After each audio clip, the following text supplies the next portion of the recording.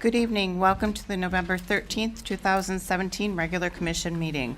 This is the annual organizational meeting of the Marquette City Commission, and in accordance with the city charter, section 2-2, the city clerk is to preside over the proceedings through the point when the mayor and mayor pro tem are elected, at which point the new mayor will preside over the remainder of the meeting.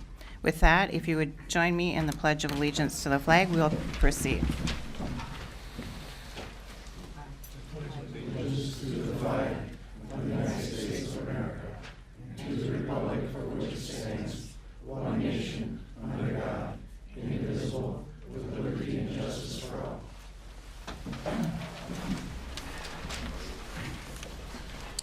Roll call of current commission. Commissioner Conley. Commissioner Frazier. Here. Commissioner Plurd. Here. Commissioner Reynolds. Here. Mayor Pro Tem Baldini. Here. Mayor Campana. Here. We will need a motion to excuse Commissioner Conley. Commissioner Frazier, I'll make a motion to excuse Commissioner Conley because he is because he's out of town. very good. Is there a second? Commissioner Reynolds. Second. All in favor, say yes. Yes. Opposed? That carries 6-0.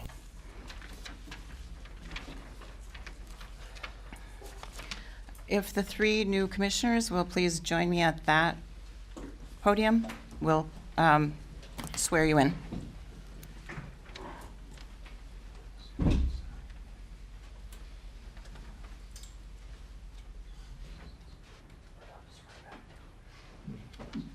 In front of the flags and in front of the mic. We're supposed Tom to go do this? first. No, it's Around us all this way. three together. Okay. Yeah.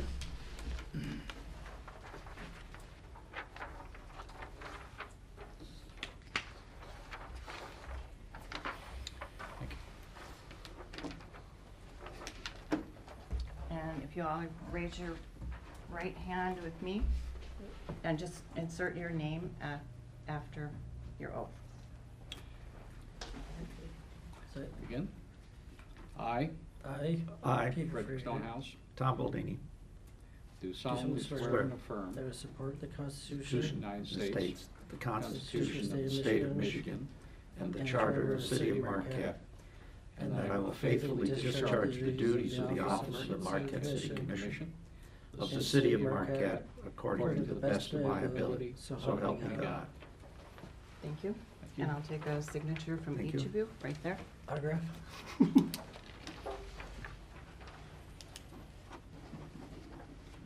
get an autograph. That's your original.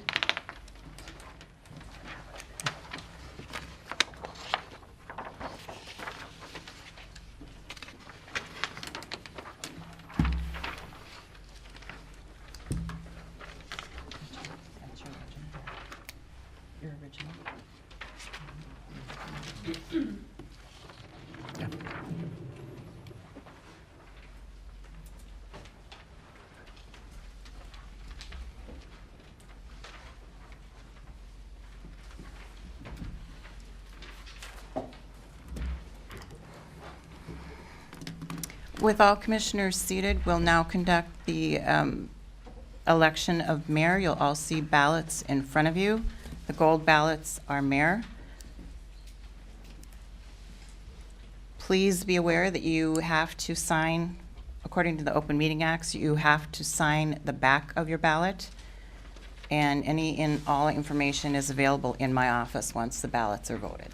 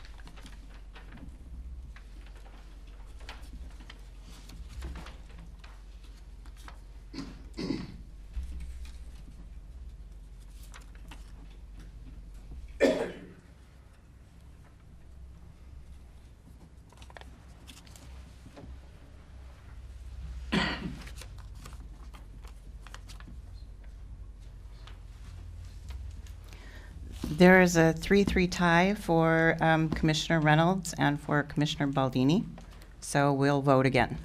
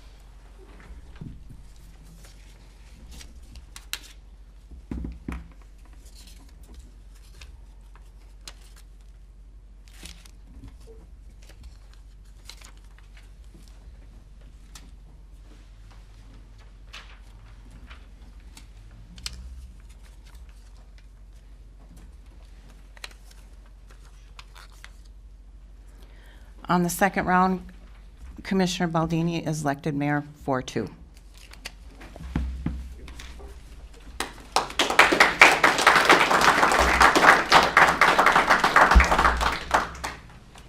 If you would now, you have in front of you the ballots for Mayor Pro Tem. Please vote those ballots, remembering to sign the back.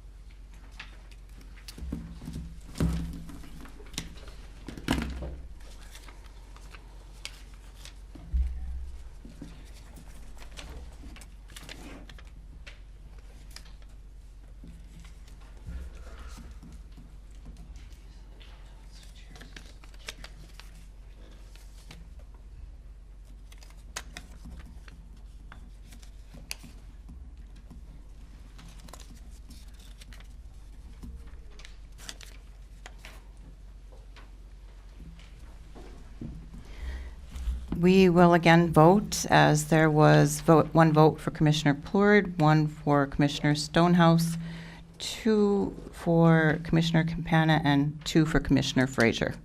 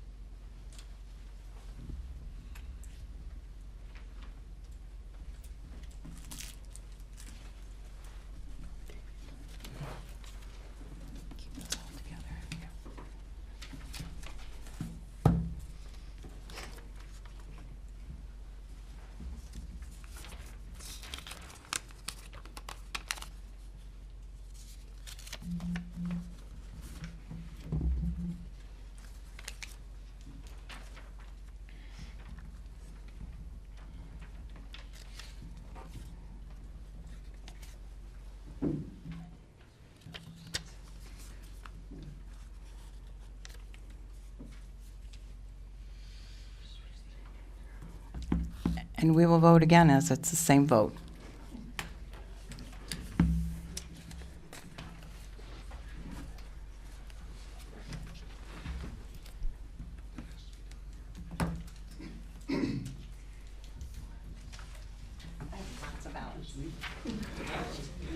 Yeah,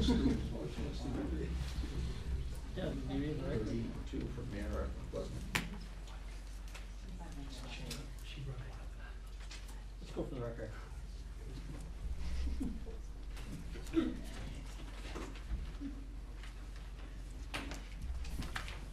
I said we go for the record.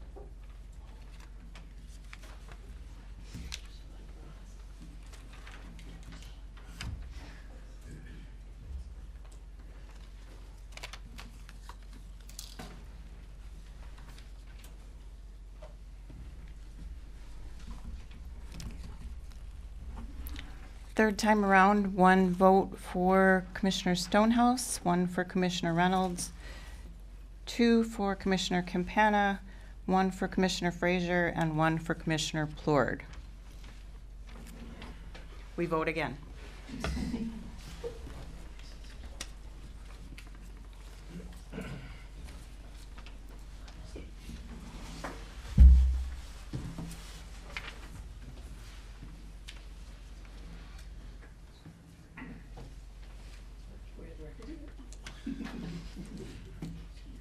We're gonna get the record. Go get the record.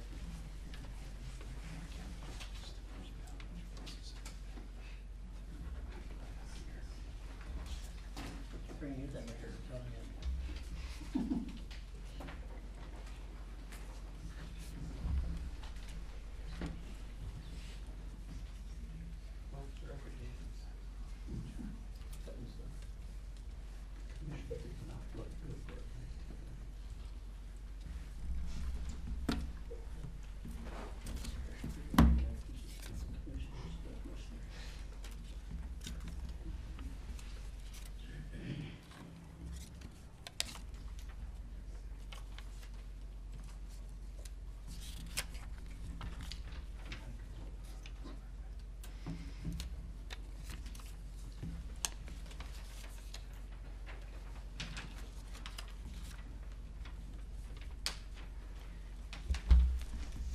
With that vote, we're getting closer. 3 votes for Commissioner Campana, 1 for Commissioner Plourd, Stonehouse, and Frazier each.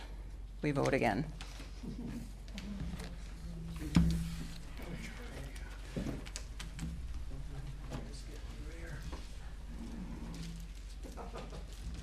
We're almost the record, aren't we?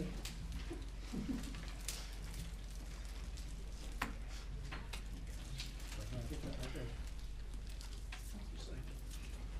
Wanna say your name? You're up to 10 times, eh?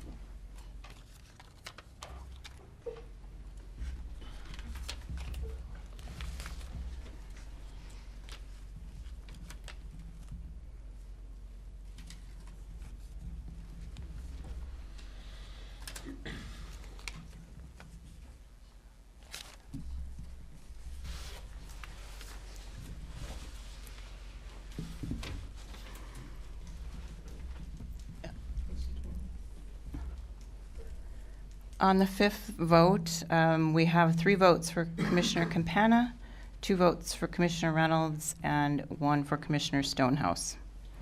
We'll go to the 6th vote. Getting close. We're almost the record. We're gonna get that record, I'm telling you.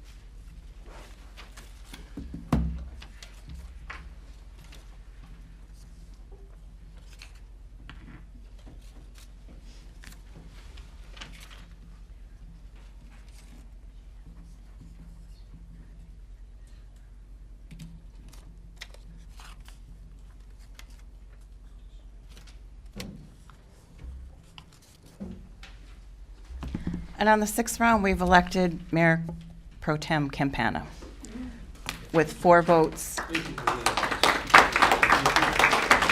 Commissioner Reynolds with 1 and Commissioner Stonehouse with 1.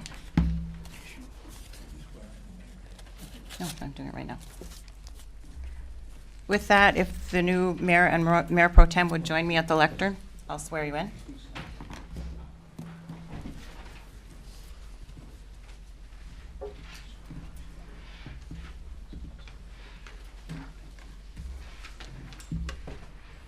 Where we standing? Hmm? Where do you want us? 3 there's good. I just need another pen. What do you need a pen?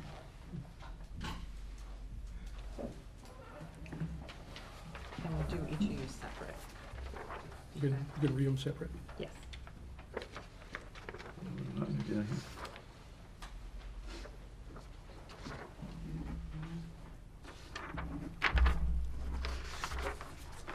Okay. Okay. I'll have you sign when you're done. Okay, all right. And You're gonna read his first. I am. If you'd raise your right hand with me. I state your name. I, Tom Baldini, Do solemnly swear that I will support the Constitution of the United States, do solemnly swear that I will support the Constitution of the United States, the Constitution of the State of Michigan, the Constitution of the State of Michigan, and the Charter of the City of Marquette, and the Charter of the City of Marquette, and that I will faithfully discharge and I will faithfully discharge the duties of the office of Mayor of the City of Marquette of the duties of the office of Mayor of the City of Marquette according to the best of my ability, so help me God. according to the best of my ability, so help me God. Congratulations. Thank you. If you could give me a signature.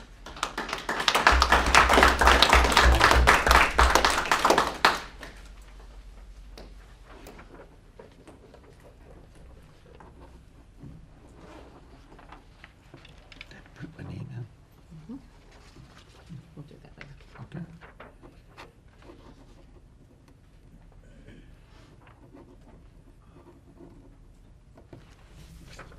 Thank you, sir. I I, David Campana, do solemnly swear do solemnly swear that I will support the Constitution of the United States, that I will support the Constitution of the United States, the Constitution of the State of Michigan, the Constitution of the State of Michigan, and the Charter of the City of Marquette, and the Charter of the City of Marquette, and that I will faithfully discharge the duties and I will faithfully discharge the duties of the office of Mayor Pro Tem of the office of Mayor Pro Tem of the City of Marquette of the City of Marquette according to the best of my ability, according to the best of my ability, so help me God. so help me God. Congrats. Thank you.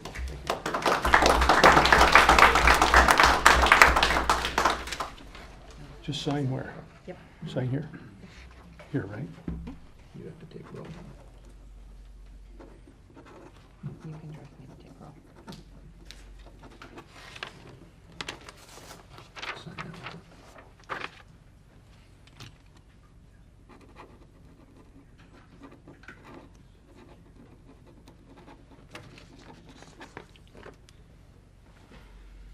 You all set?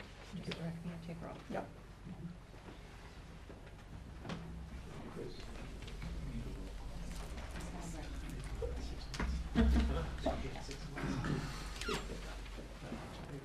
Okay, I'm going to ask the clerk to Yeah, separate. take roll for us at our first meeting. Thank you, sir.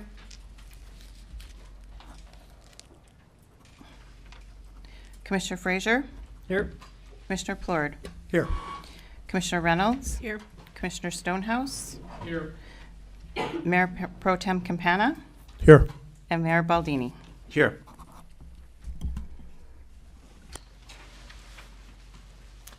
Okay, I'd like to just take a moment to thank my colleagues for placing their trust and confidence in me to be their mayor this year, and I'm humbled and I'm honored to take this position on behalf of our commission and, more really importantly, on behalf of the residents of this community. We all bring a significant level of interest, the commissioners do, and commitment to this elected position. We have diverse opinions, which I believe is a benefit to this commission and to the residents of the city. We've had some exciting and major changes occurring in this community over the last 2 or 3 years, and we're going to have some more and continued challenges and excitements in this coming year. And it's going to be another one of those years. I could go on and articulate what those challenges are, but I think we have to get on with the meeting. But before we move on with the agenda, I would like to thank Mayor Campana for his leadership and diligence to details in the work of the commission. He has taken us through some interesting times with a great deal of construction in the city, roundabouts, Johnson control efficiencies, continued eagle eye on revenue and expenditure. And I want to thank him for his mentoring and his leadership, and we expect that to continue on the commission. But I would also like to congratulate former Commissioner Sarah Cambenzi, who is in the back of the room, who resigned last week because she's going on to bigger and better things. She was elected to the House of Representatives for the 109th District to fill the unexpired term of Representative Kivala. We wish her the best, and we are confident that her experience on this commission with our challenging issues and the role of local government in our society, given her practical experience in the needs and challenges of local government. We can assure her that we will be talking with her about revenue sharing, infrastructure funding, and other such topics, and we wish her the best, and I hope she brought her pen to sign all those appropriation bills. So congratulations also, Sarah. Okay?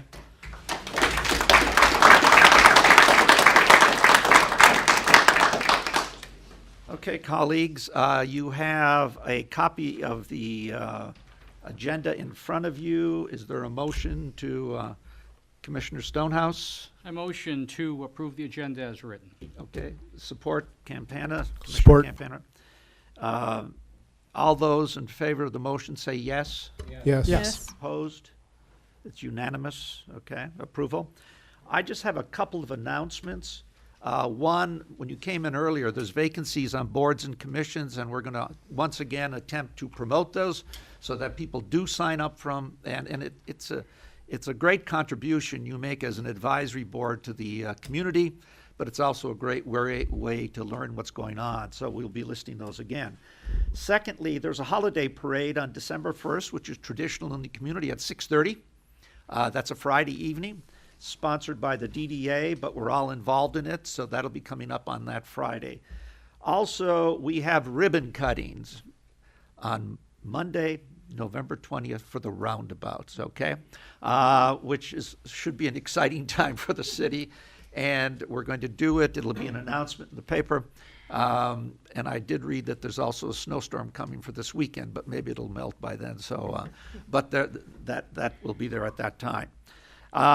Okay, at this juncture of the meeting, this is a time on the agenda for public comments. And you may do that if you want to. You can come up to the center podium at the center of the room, state your name, your address, and your physical address, and we ask that you not exceed 3 minutes, and you can follow the lights in front of you. So, Robert Anderson, address 810 West Magnetic, resident of the City of Marquette for 35 years. Wish to reserve my comments for the replacement of Sarah Cambenzi. okay, for item number 4? Okay, all right. Anyone else? My name is Margaret Mahoney. My address is 611 Forest Park Drive here in Marquette, and I also plan on addressing the replacement for Sarah Cambenzi.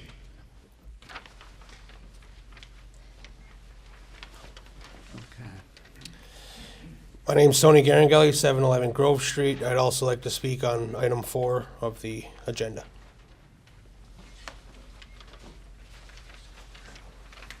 Hello, my name is Joseph Rosa IV. I'm at 540 East Michigan Street in Marquette. I'd like to address item number 4 with Ms. Cambenzi. Commissioners, Tim Roman, 901 Wilson Street, also here for item 4.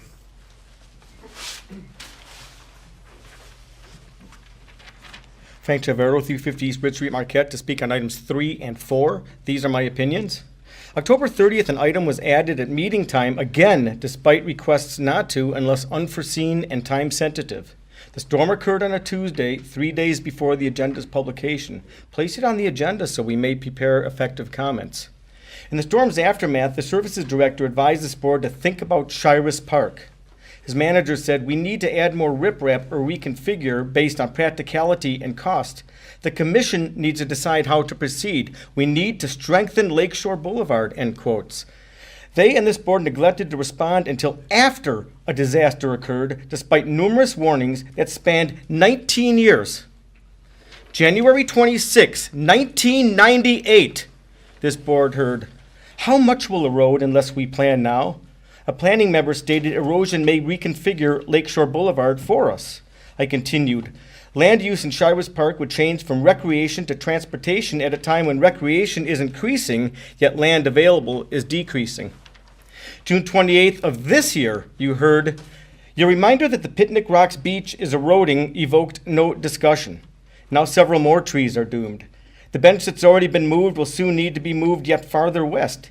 If you keep ignoring the problem, the day may come when the trail will need relocating and the most gorgeous woodland along our entire shoreline, aside from Presque Isle Park, will be lost. Eventually the boulevard may require relocation, but to where? Keep ignoring the erosion and we'll have no place to move the boulevard short of constructing a bitterly expensive road on pilings. So long as action is likely imminent, doesn't it make sense to start studying the problem a year ago as requested? Or would you prefer to wait until we lose additional acreage or labor costs double? For the sake of our natural places, this board needs to exercise vision. People live here for that beach that you're just letting erode away. Sound familiar? This storm was as imminent as the next suicide, yet this board neglected to discuss either. Maybe the power of Lake Superior is beyond our control, but to have ignored these impending crises is foolish beyond words. Mr. Plord found this sort of response more appropriate. Mr. Verito, if I used your so-called logic, I would conclude that you're threatening me and the commission. However, I am well experienced in the art of threatening, and looking at you and hearing you talk, I cannot possibly conclude that you could threaten us in any particular way." End quote. Such brainless junior varsity locker room talk gets us nowhere. Venting frustration is evidently more important to him than losing our shoreline or people killing themselves. At some late point, this board needs to swallow its pride and take public comment seriously. I mean, 1998, 19 years. For the love of our lakeshore.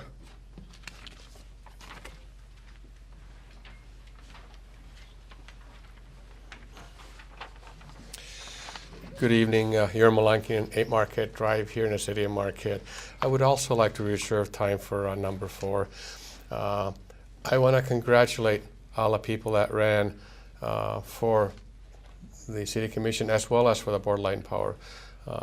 As the new people and the old people sit there, we all realize it is a thankless job, but I want to thank you for taking the time and the courage to participate and lead our city and have all the city functions working the way they are supposed to.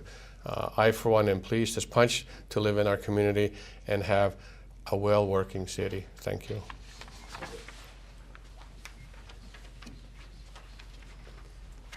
Brian Kerrigan, 824 High Street, Marquette.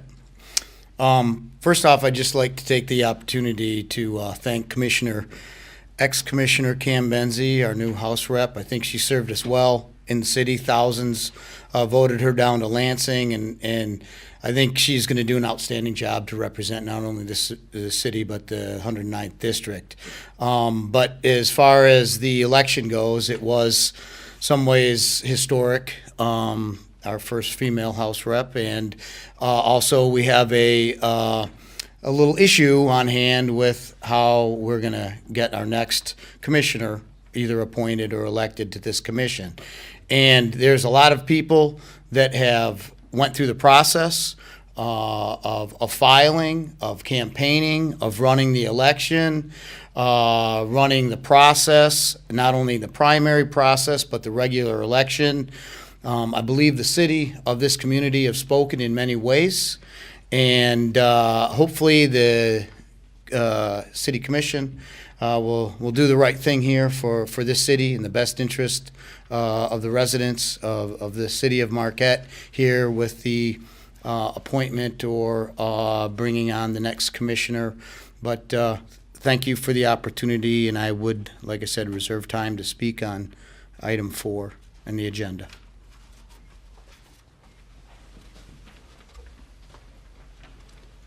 Mike Tebow. I live at 590 West M35, Gwinn, Michigan. I work for the Michigan Building Trades and Construction Council, as well as chairing the UP Regional Labor Federation. I work for and with many city residents that voted in this election. I was asked to come here and reserve some time to speak on item 4. Thank you. Katie Barglin, 204 West Michigan Street, City of Marquette. And I would also like to comment on item number 4.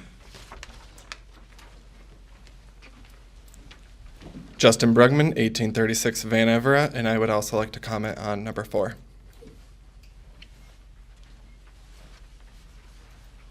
Rudolph Mosca, 707 Grove Street. I'd like to reserve some time for item number 4. Thank you. Tony Lakeden. I live at 910 Willow Road in Harvey, and I would also like to speak on item number 4. Thank you.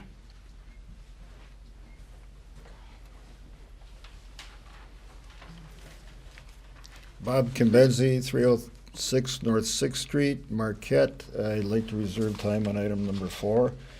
And just in the brief time before we get to that, every now and then I come up here and stand at this podium, and I guess I just have to remind everybody that the commission works for the people of the city of Marquette. I think you all understand that. And I think as you decide on what you're going to do with item number 4, hopefully you'll come to the right decision. Really, there's only one decision.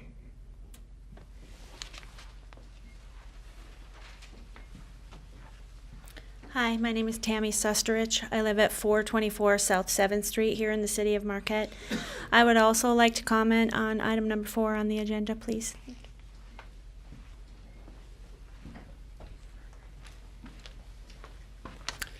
John Halpin, 1924 Industrial Parkway, and I'm not here to speak on item number 4 except to congratulate our new state rep.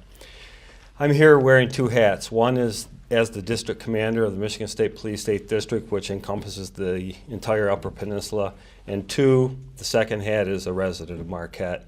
This is long overdue. I just want to stress and thank the commission and the residents of Marquette for the outstanding support that they give to the Marquette City Police Department. I've been in law enforcement over 31 years. I've worked one way or another with the City of Marquette Police Department for the last 18 years, from Chief Sarvello, Chief Siegert, Chief Angeli, now City Manager Angeli, and Chief Rebolt. And I cannot stress to you enough what a gem you have of a police department. From the admin staff, to the men and women wearing the uniform, to the park rangers, to the ticket people, they're outstanding across the board. And I've worked in many different communities in the state, and I can tell you what you have here is top notch. So I just felt this was overdue, and I want to thank the men and women of the police department and thank you for their support.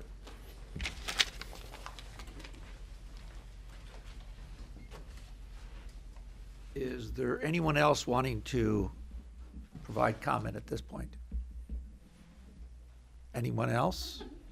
If not, we'll close this public comment session and move on to the consent agenda. You have the consent agenda in front of you. Do we have a motion? Commissioner Fraser? Make a motion to approve the consent agenda as written. Okay, support? Commissioner Plord?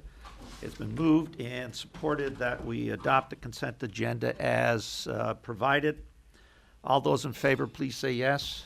Yes. Yes. Opposed, say no. Unanimous. Okay. Then let's move on to new business. Under new business, Clerk, do we have anything to read on this one? Okay. Let me just review it. This is to approve the calendar of meetings for 2018. As you know, we hold 2 meetings a month. We can hold more if needed. So there is attached in our packet a list of the meetings for the coming year. Is there a motion by the commission? Commissioner Stonehouse? I motion to approve the 2018 City Commission meeting schedule as written. Okay. Commissioner Campbell? Support. Okay, support. All right. Any comments on the calendar? No comments. Okay. If there's no comments, all those in favor of the proposed City Commission meeting schedule, which will be published, indicate by saying yes. Yes. Yes. Opposed? Okay, thank you. Third item under new business is to accept a letter of resignation of Commissioner Cambenzi. Mr. Verito, you asked to speak on number 3.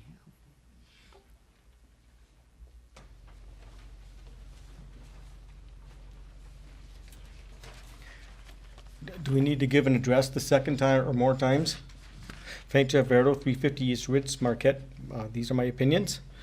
The absence of Ms. Campenzi's resignation letter or even a cover sheet in the packet has made it impossible to prepare an effective comment. If you desire comments that stick to the issue at hand, you need to provide this information. Many of us are disappointed that Ms. Campenzi is leaving before she's fulfilled her commitment to us. However, we realize the importance of having her fill the more important role as state representative, especially when considering the man who opposed her. How many times has the manager and the commissioners who help publish the agenda every other Friday been asked to include a cover sheet for every item so we're not fumbling through the packet trying to find what isn't there? And so we may provide comments that are on target. I'd hope to ask you to please postpone any vote until we've had our due opportunity to view the essential documents and the comment accordingly. The problem is you've already accepted Ms. Campenzi's letter of resignation, which begs the question as to why this appears on the agenda after the fact.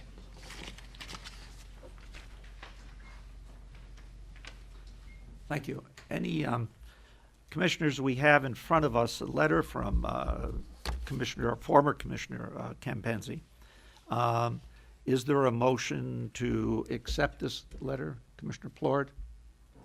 I move that we accept the resignation letter from former Commissioner Cambenzi, and I move that we wish her well. From Commissioner Reynolds? Cambenzi. Second. Okay. Any comment?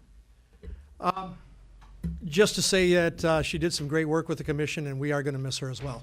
Best of luck. Commissioner Reynolds? I actually wrote something out because otherwise I would fumble through my words because Sarah is very important to me. So, Sarah winning the last election was a little bittersweet for me personally as a commissioner. Sarah will be a champion for the 109th, and I believe that she's looking out for all of our best interests. As a commissioner, Sarah's been never afraid to speak her mind, and she's constantly asking the hard questions. When I made the decision to run for this spot, I did it because of Sarah. We were both in the same master's program, and I saw her do it, and I saw it, and it inspired me to do this. It's a great pleasure to work with Sarah, and I'm happy we're going to be able to still on the state level. I appreciate every lesson that I've learned from you, Sarah, and I know you're bound for greatness, and I'm thankful that I got to be your colleague and, more importantly, your friend. Any other comments from colleagues? Dave? Commissioner Campana? I just would like to wish her well, and we're proud of what she's done, and we hope that, and we know that she'll continue the good job downstate. So, congratulations, Sarah. Commissioner Stonehouse? Sarah, good luck. We're all with you down there. I know it's going to be a really uphill battle, but, you know, you're a Youper at heart. We're here for you, so go for it. Mr. Frazier? Congrats, Sarah, like everybody said, and good luck with your new venture. Hopefully your meetings are a little bit shorter than ours, but don't change your phone number so we can get a hold of you. I made some comments earlier, and it truly will be a new experience, but you already know that, and because you've had some experience there. But we wish you best, and we've asked that, you know, we continue the old practice of meeting so you can hear us complain about what you didn't do, okay? But good luck, okay? We have a motion before us to accept Commissioner Cambenzi's letter and put it into our minutes. All those in favor of it say yes. Yes. Yes. Opposed, say no. It passes unanimously. Thank you. We now are going to move to item number 4, of which a number of you have asked to speak. And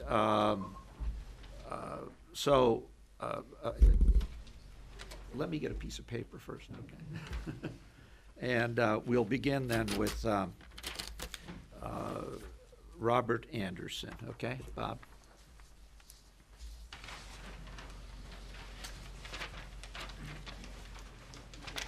Commissioners, Bob Anderson, 810 West Magnetic, here in Marquette.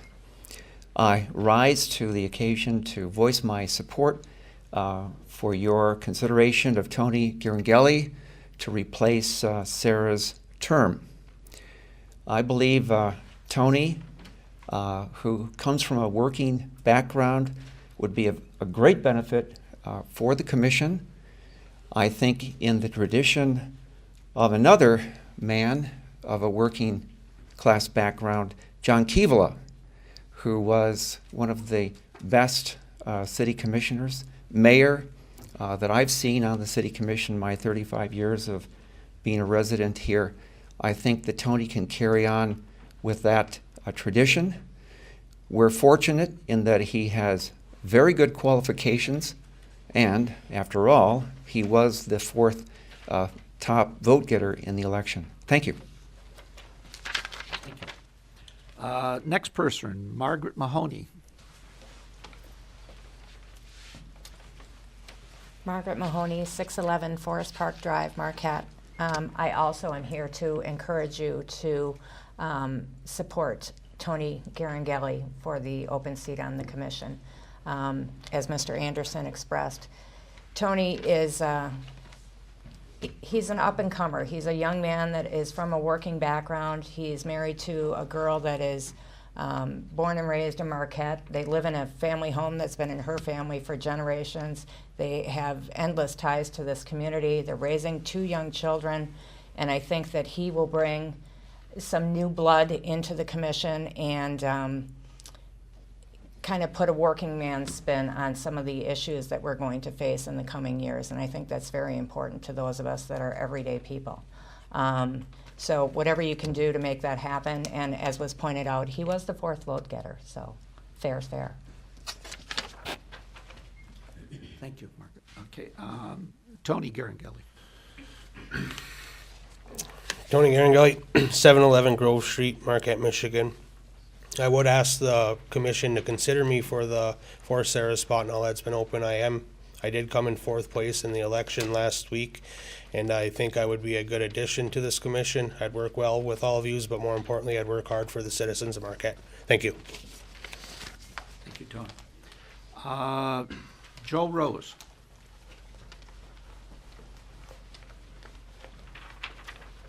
Yes, Joseph Rose, the 4th, 540 East Michigan Street. I'd like to say I worked with Tony. I'm a union officer with the United Steelworkers, 4974. Tony brought a lot to our table in our union meetings politically. I think he's very politically active. He'd do a good job in this role. And I also believe that the latest election is a good representation of what our voters expect. Tony was the 4th vote getter there. You know, this is the 4th seat. I hope you'll consider that when you fill that seat, and then hopefully it will be Tony Girangelli. Thank you. Thank you. Tim Roman. Tim Roman, 901 Wilson Street, Marquette. I'm also here not only in support of Tony, but so that the policy going forward, this won't happen again. In practice, traditional election, not to discourage other folks for running. There's plenty of appointments to be made up there. You said it when you started the meeting. So I encourage you to go for who the folks in Marquette chose. Thanks. Thank you. Frank?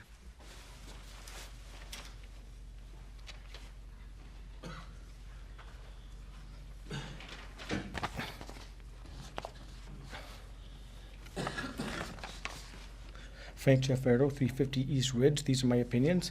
As in the case of our previous item, there's no cover sheet for adopting the procedure to filling a vacancy.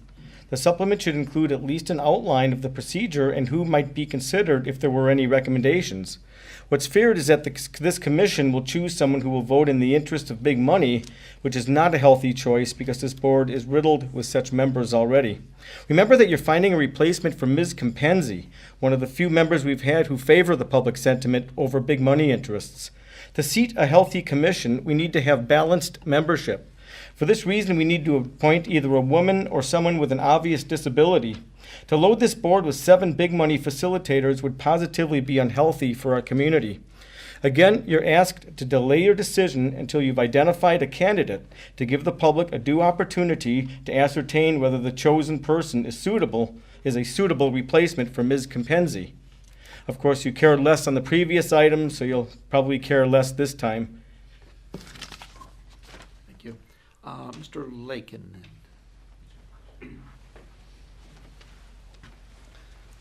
Tony Lakinen, 910 Willow Road in Harvey. I lived in Harvey my entire life, which, being a Harvey resident, you feel like you're from the city of Marquette, but obviously not a voter in the city.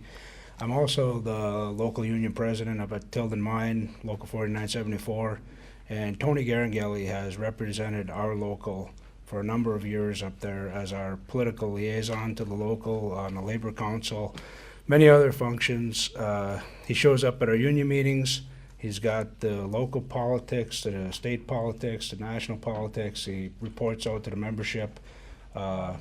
He's paying attention. He does his homework. He's totally involved, totally committed to what he gets involved in. He, with the Labor Council, he's chairing up the Labor Day Festival he's only been down there a couple of years and taking that on, which is a huge endeavor. He will serve the best interest of this residents of the city and the whole entire area, for that matter. I hope you guys consider him, and being that he is the 4th vote getter, it sure seems like the thing to do. Thank you. Thank you. Brian Kerrigan.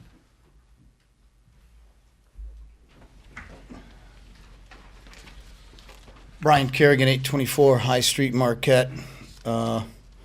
Newly elected Mayor Baldini, Mayor Pro Tem, past Mayor Cambenzi, newly elected commissioners and seated commissioners.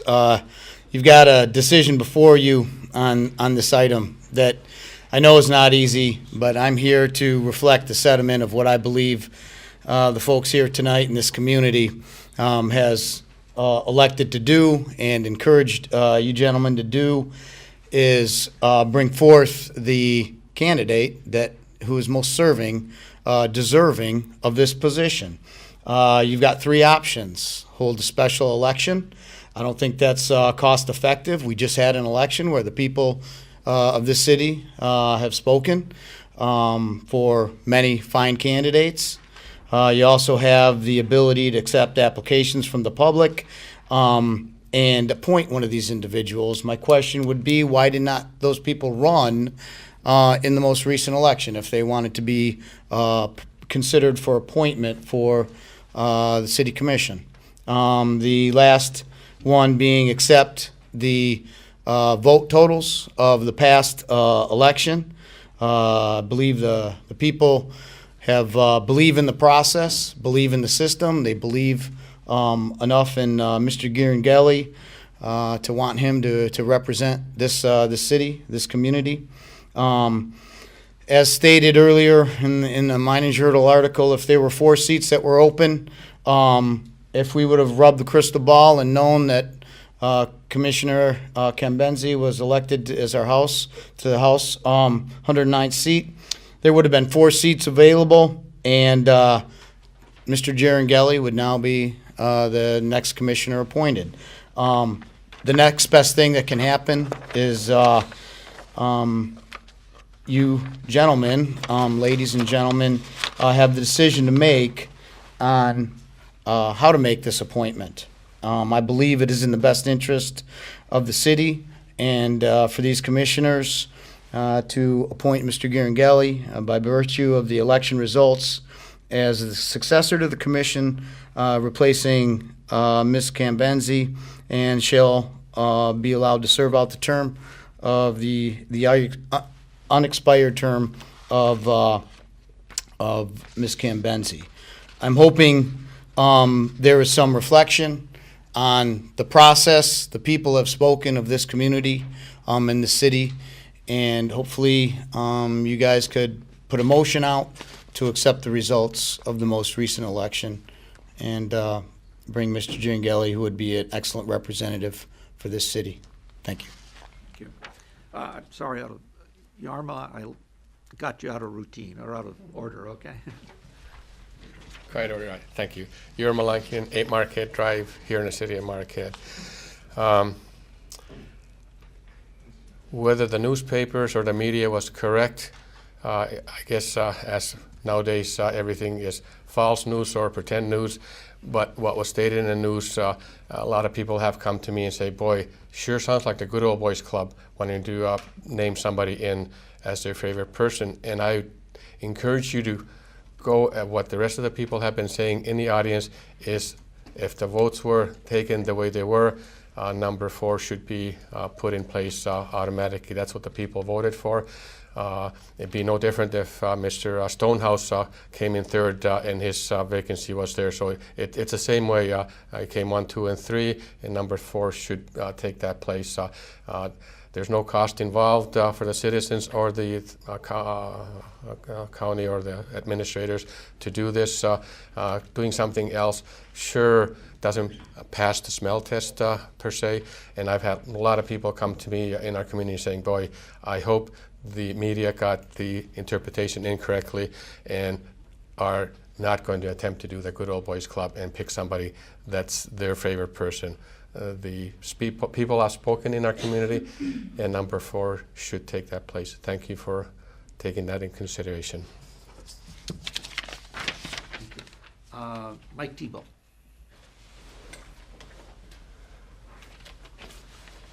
Mike Tebow, I live at 590 West M35, Gwinn, Michigan. I'm here to read a letter that I believe you were all copied. I was asked to send to you on behalf of my constituents. We urge the City Commission to accept the votes of the next highest vote getter for Marquette City Commission to replace Sarah Cambenzi. Swearing in November elections, next highest vote getter is the fairest and most ethical course of action and best reflects the will of the people. Appointing someone who chose not to run, submit him or herself to judgment of the citizens, and receive no votes is illegitimate and undeserving of the people of Marquette. With growing division and distrust in our federal government, state government, now more than ever we need to continue building trust and confidence at the local level. The City Commission has the opportunity to respect the will of the voters and appoint the 4th highest vote getter, Tony Giangelli, and any other action would undermine the democratic process. I believe you folks have an opportunity to make a motion tonight to seat the 4th place vote getter. I would encourage that to happen. Thank you for your time. Thank you. Katie Bartlin. Katie Barglin, 204 West Michigan Street, City of Marquette. I would just urge and encourage the commission to please take the next top vote getter to replace Sarah Cambenzi's seat. I think the will of the people has been heard and we should respect that. I'd also like to say that Tony Giangelli would be a great commissioner. He really cares about the city of Marquette and has shown time and time again that he's willing to get his hands dirty and get involved in the community. I think that's the type of person that we need on this commission. And I also think as a young worker that it would be great to have another young worker's voice up on the commission to reflect those issues and opinions. So thank you. Justin Brugman. All right. Justin Brugman, 1836 Van Evera. I would also like to echo a lot of the sentiments today about Tony. Goes kind of against my self-interest because I was also on the ballot this November, but had I come in 4th, I would also want the 4th place person to be appointed as well, and it's only fair that Tony is replacing Sarah. Thank you.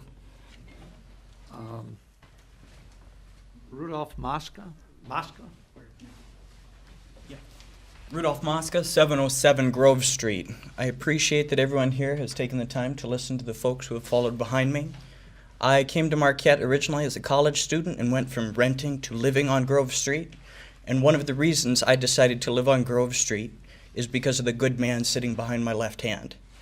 Tony is an amazing individual, a good man, fantastic father, and the kind of person this city commission needs to be sitting right there.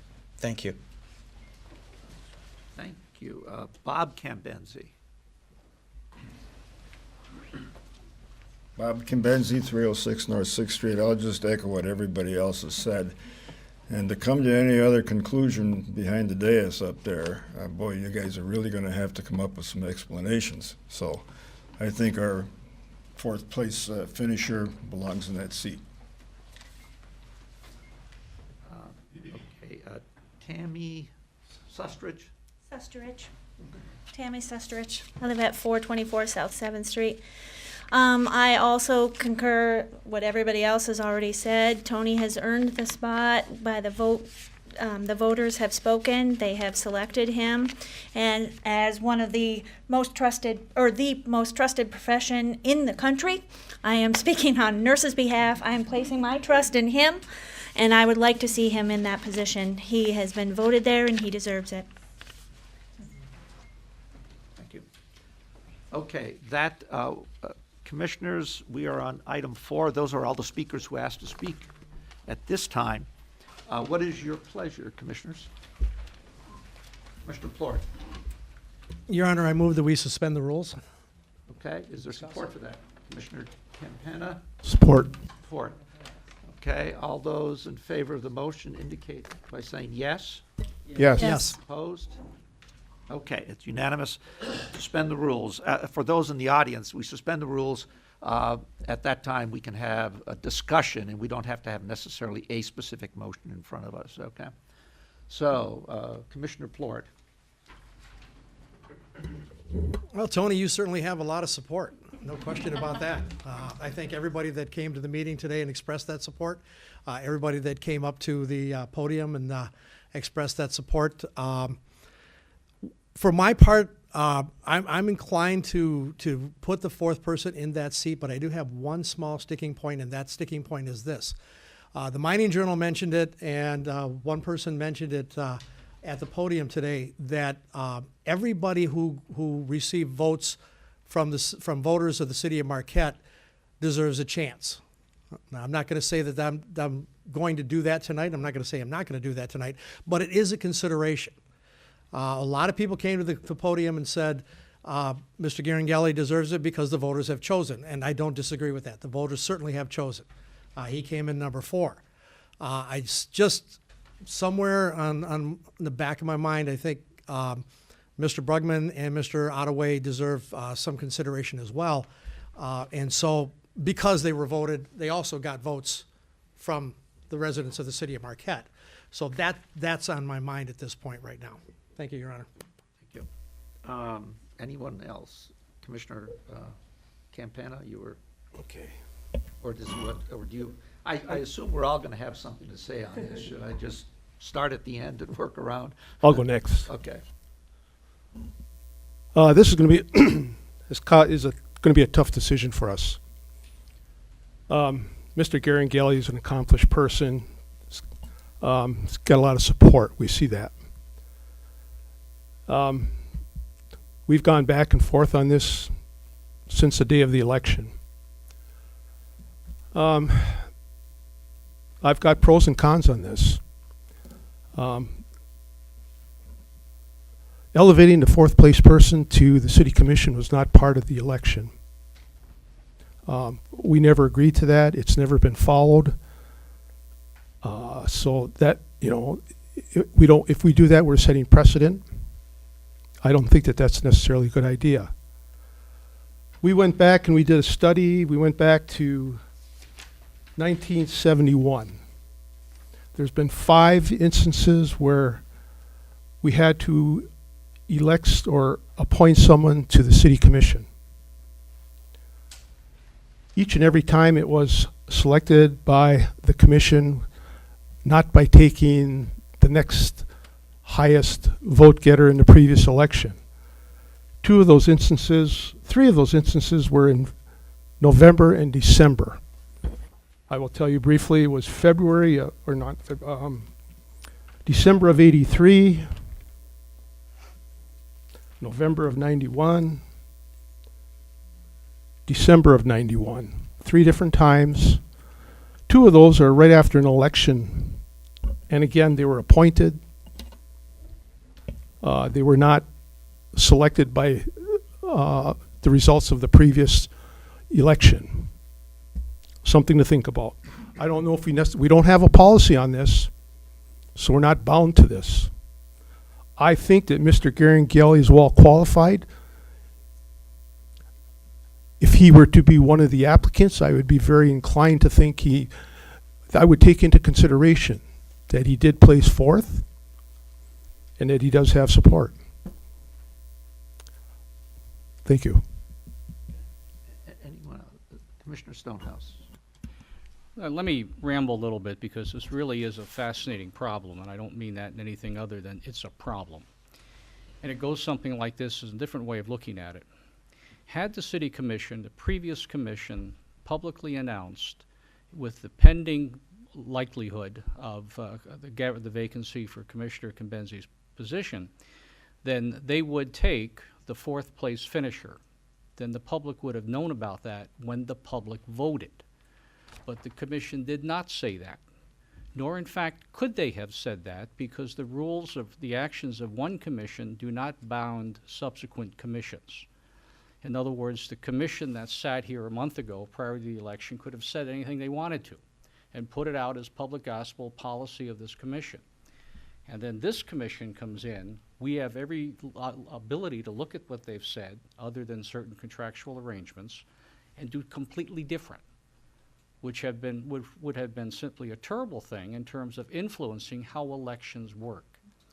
So had the policy been stated clearly before the election, then every voter would have known that the 4th candidate position was in play, and indeed could have ended up, had Commissioner Cambenzi won the position, in the logical choice. That wasn't done.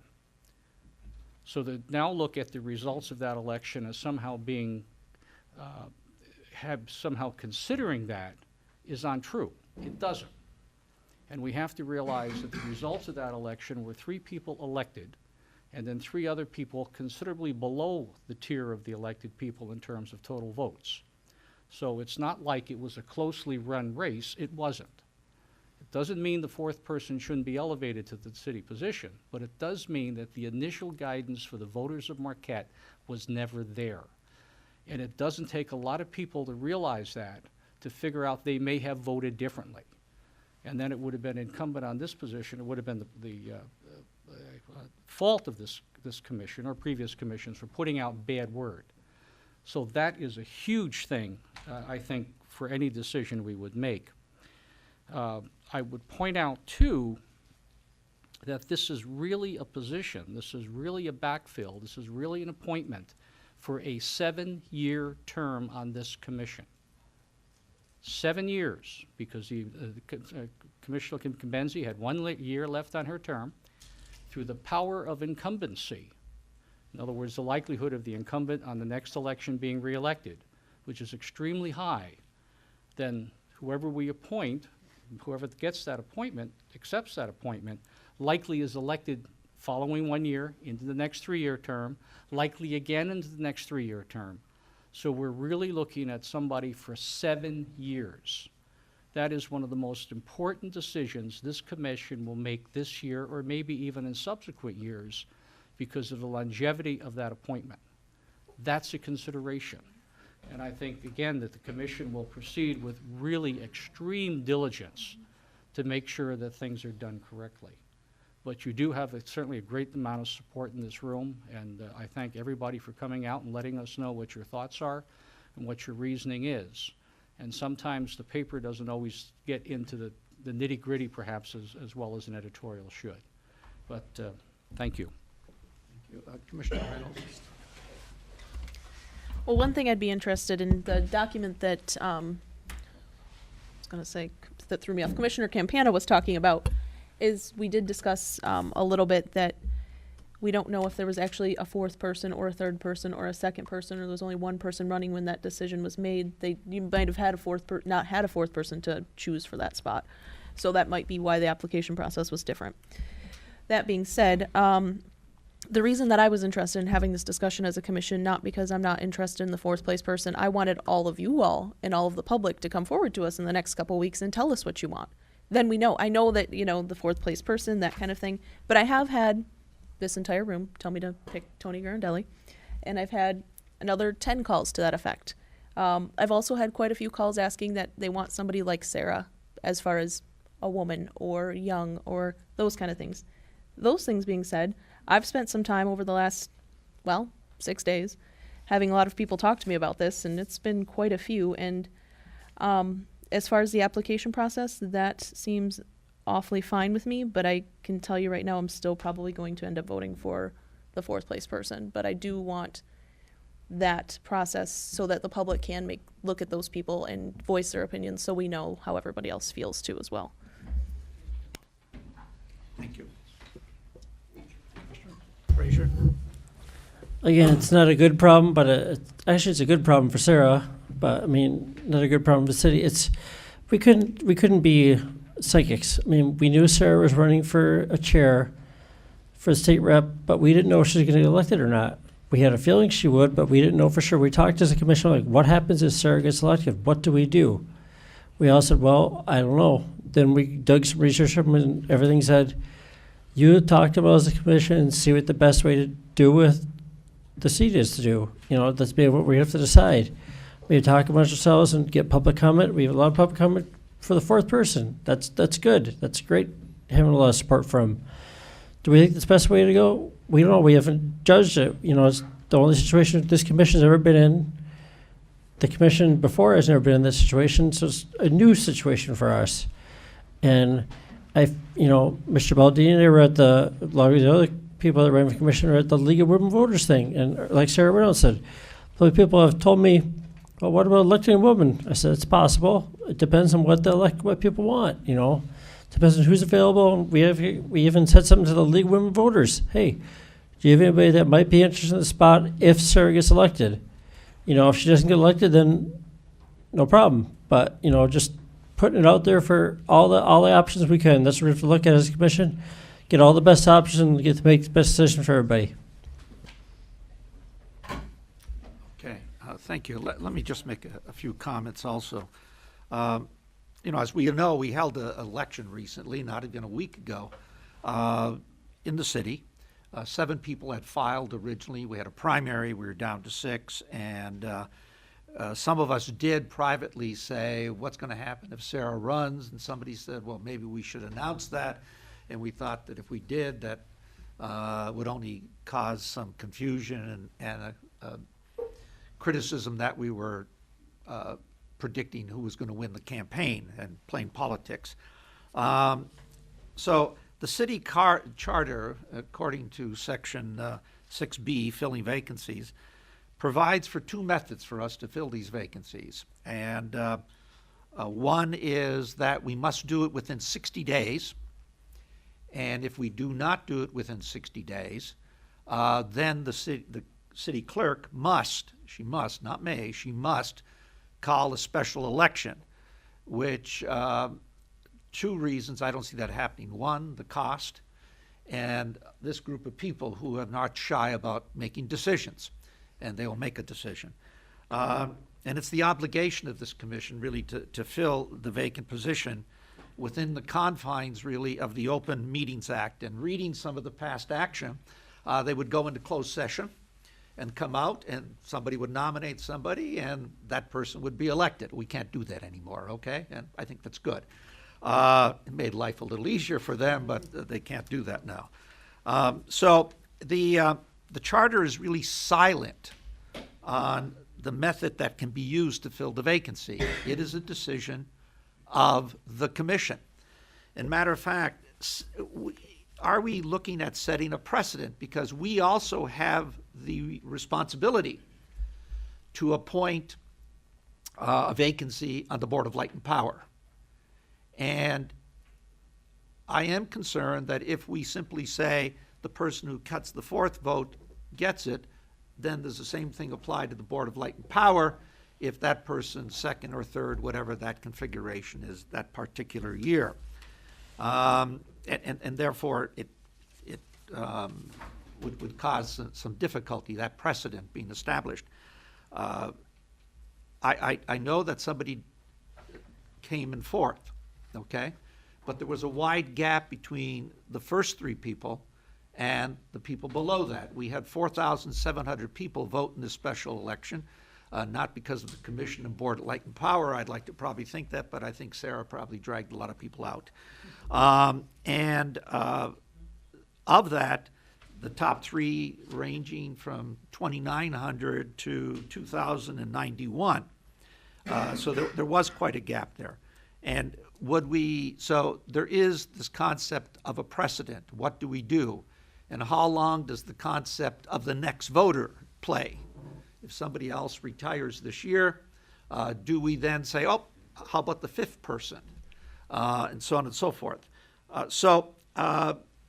That presents some problems. And so I think, and also we have been criticized. We could come here this evening. We have the authority to say, one of the commissioners say, I nominate so-and-so, somebody else supports it, and we could pass it.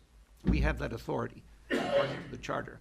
We're criticized by having something happen at the meeting that has not been given legitimate time to be posted.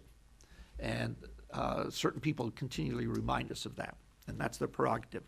Like Commissioner Reynolds, I've received a lot of calls. Many of you have called me. Thank you for taking the time, expressing an interest. But not everybody agrees with you. There are others who say, I think we should see what else is out there by application. Others have said, I think we should have a woman on the commission to fill Sarah's position, and even other topics that we've heard, and that's fine. That's the prerogative of the residents of this city. So tonight we have to make a decision. I don't see this group procrastinating. Former Commissioner Cambenzi's letter was dated the 8th, and so we have until January 8th to fulfill our obligation and move this process through. And I think we can do that, and I think we have the ability to do that. So I think, colleagues, we have to come up with a Commissioner Plord. Thank you, Your Honor. I have one more comment to make. I think it's pertinent. Mr. Garangelli got a lot of support here tonight, and I'm sensitive to that. I understand that. But it would be imprudent and improper for us to assume that there were about approximately 15 people that came and spoke for Mr. Garangelli, but to assume that everybody in the city feels the same way simply because you see that support tonight. The support is, it's made an impression on me, no question about that. And I'm not questioning whatsoever at all Mr. Garangelli's qualifications. I've met Mr. Garangelli, I've spoken to him. I think he'd be a great candidate like so many other people think. But again, we represent everybody of the city of Marquette, not just the people that voted for us, not just the people that voted.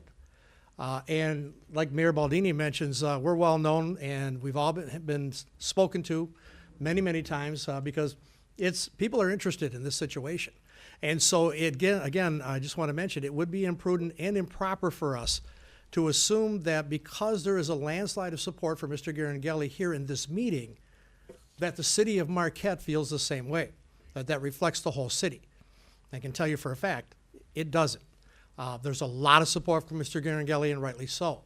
But as Mayor Baldini mentioned, there are support for other ideas as well, and fairly strong support that we as a commission have to take into consideration. When will we know what those ideas are? Am I looking at Excuse me, there's no. Oh, okay. Public comment is over. Sorry. Okay, all right. Okay, commissioners, Commissioner Reynolds.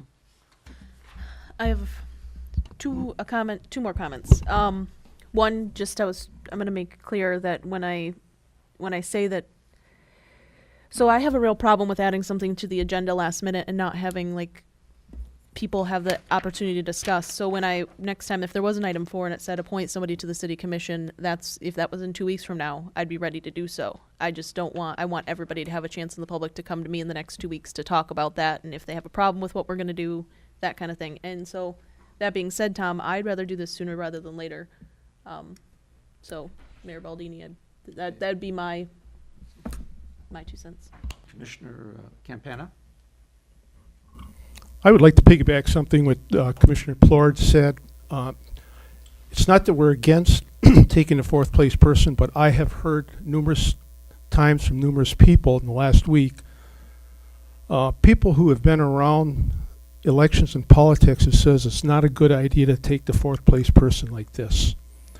Other people have said you need to have a woman on the commission. Please, no interruptions.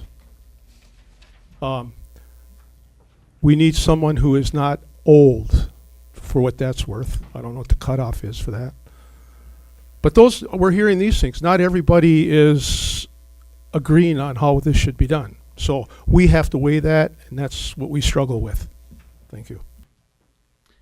Okay, Commissioners, we have to adopt a procedure as to how we want to go through this. So does anyone have a motion or? I'll be happy to throw a motion on the table. Well,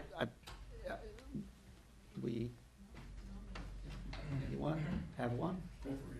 Okay, I would motion to accept applications for the position of City Commissioner to be returned not later than close of business November 30th to the City Clerk's office. Okay. Is there support for that? Peter supports that. Okay. Well, Fred, do you want to speak to yours? Well, I think what I would just reiterate is that gives the commission then an opportunity to gather the input from people that may wish to apply for it, gives some ability at that point now for us to schedule time out or time from that point to be able to make a decision. So this is a step 1, and step 2 will be determining, I guess, when the decision would be made. Okay. Peter? I agree with Mr. Commissioner Stonehouse that it's a step 1. Get all applicants and file your applications to the clerk. We'll read the applications, and then once all the applications are submitted, we'll have the time to discuss it, acknowledge it, and then make a decision from there out. So that'd be step 2. Okay. Commissioner Campana? So if we accept this motion, do we not have to determine what we do after we accept it as to how we're going to arrive at the person that we elect or select, I should say? Like, in other words, we get the papers, and in 2 weeks, how are we going to select that person? Do we have to determine that now?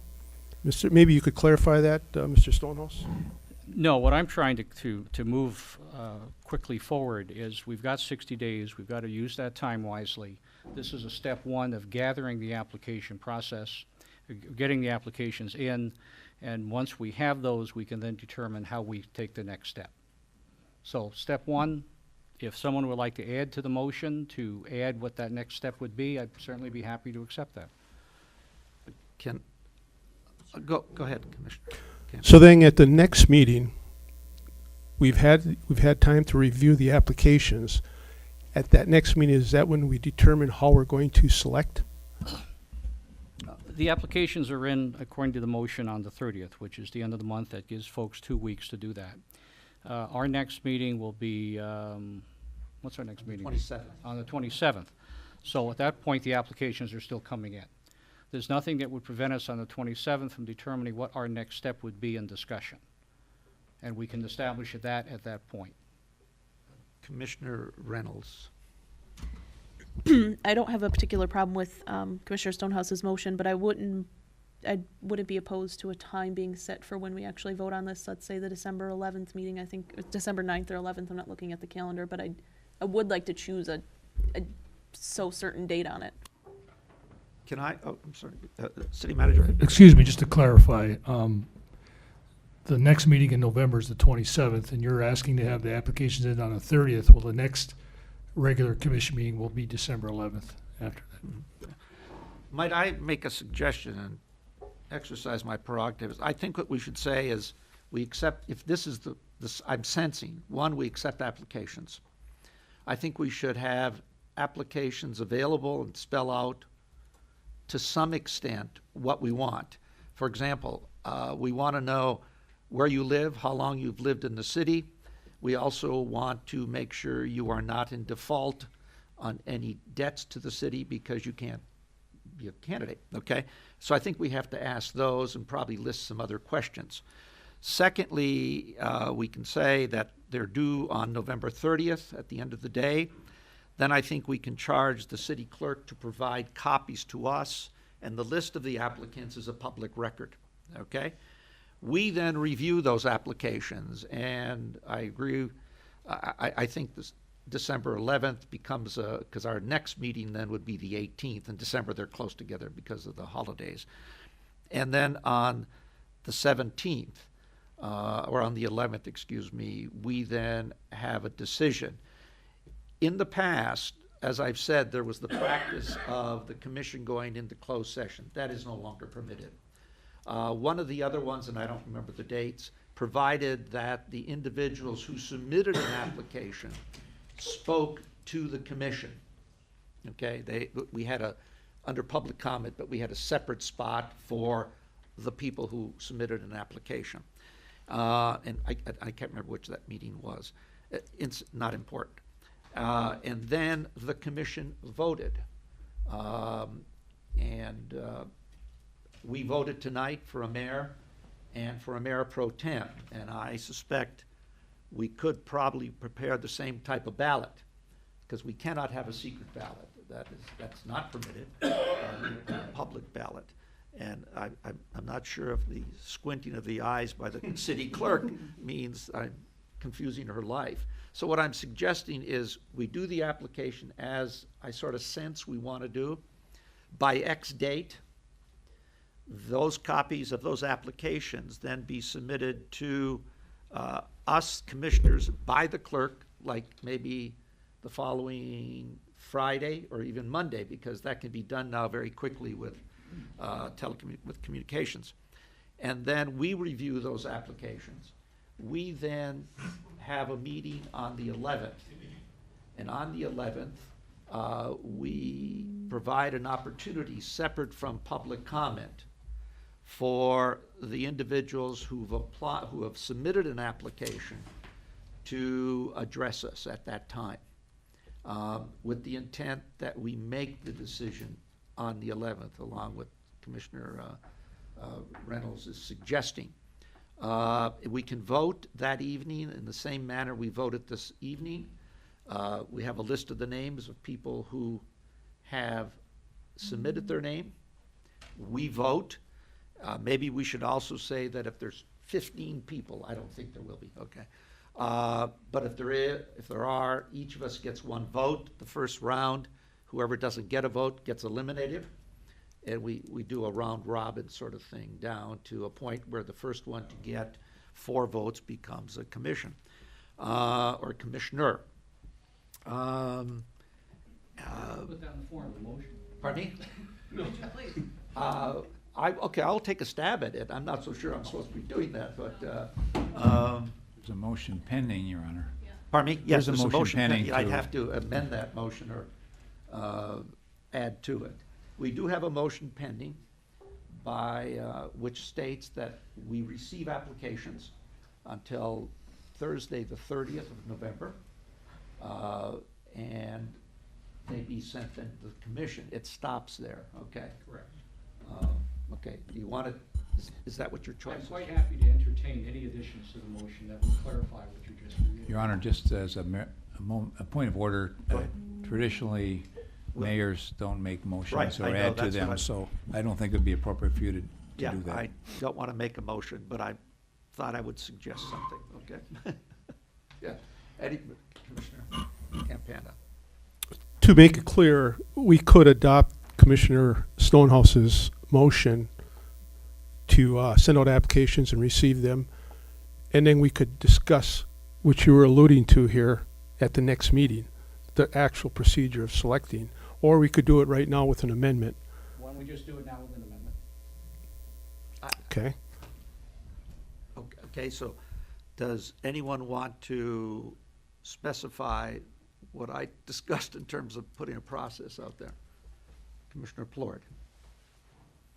I would like to amend the motion, is that correct? Yeah, it's a motion to amend. I'd like to make a motion to amend the original Commissioner motion. Stonehouse's motion and say that, yes, we consider and make a vote on the December 11th meeting. Okay, is there support for that? Commissioner Reynolds? Second. Pardon me? Second. Okay, all right. Commissioner Plord, you want to elaborate, or?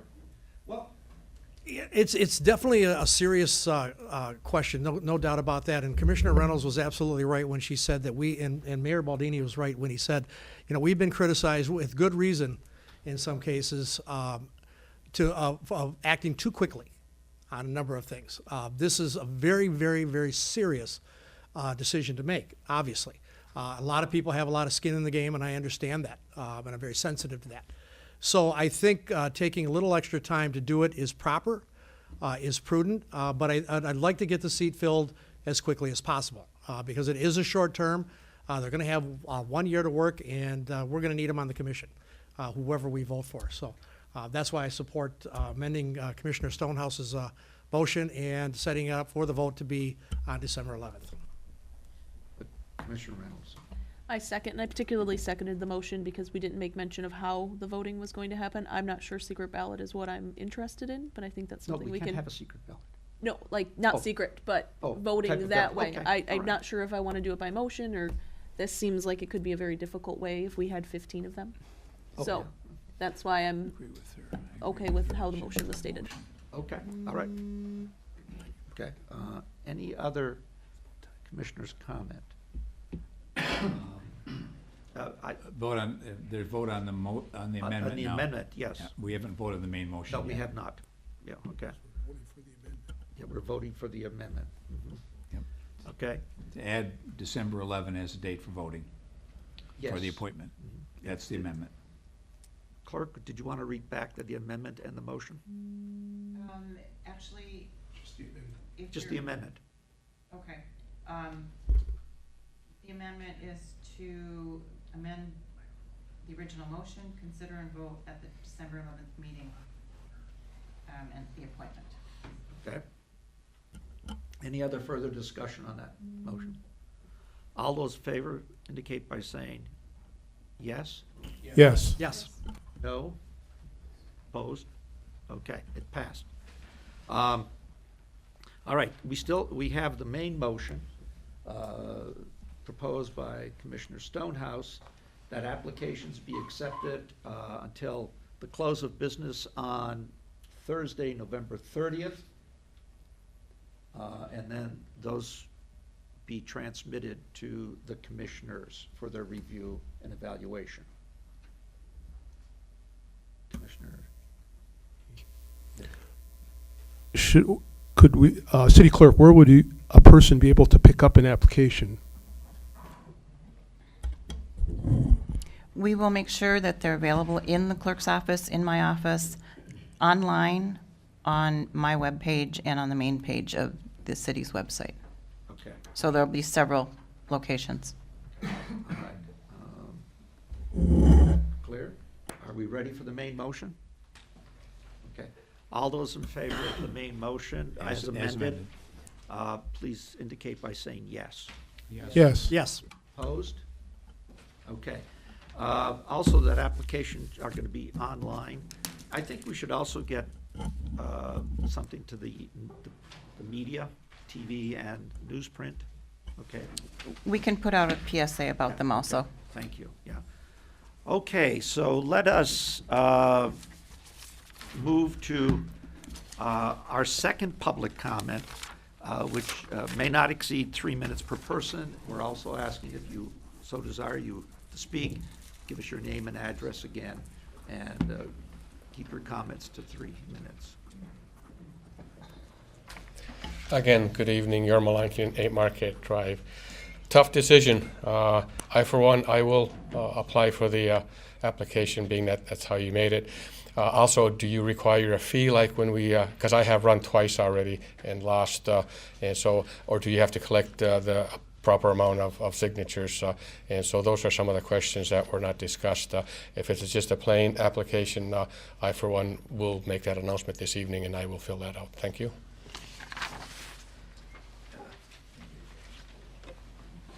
Bob Kimbenzi, 306 North 6th Street. I'm wondering if you guys were sitting on this side of the dais, if you would maybe realize what you just did. The early discussion, especially Commissioner Plord, there's a lot of support this room for the 4th place finisher. But, and Commissioner Plord said, we don't know what the people in the rest of the city are thinking. Are they thinking the same thing? In other words, if you open it up, you put the names on the ballot and you open it up to the election of the people, what are they going to do? Now what you've done is said, everybody come forward with the application, give them to us, 6 people make the decision. That's what you just did. I think that's pretty, I wouldn't feel good if I were sitting back there. You just took it out of the hands of the people. You basically did that.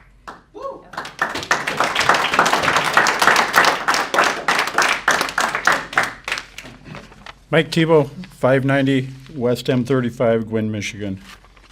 Couple of comments. I heard people express concern about other people that ran during the election and the votes that they received being of some concern. You heard one of the candidates speak on behalf of Tony Gurnigeli, who was the 4th place vote getter. He recognized that that man should be seated. Talked about precedent. You folks just set a precedent tonight. What if in the next election cycle there's only 10 votes separating candidates? You've already set the precedent tonight that you dismiss that next vote getter then.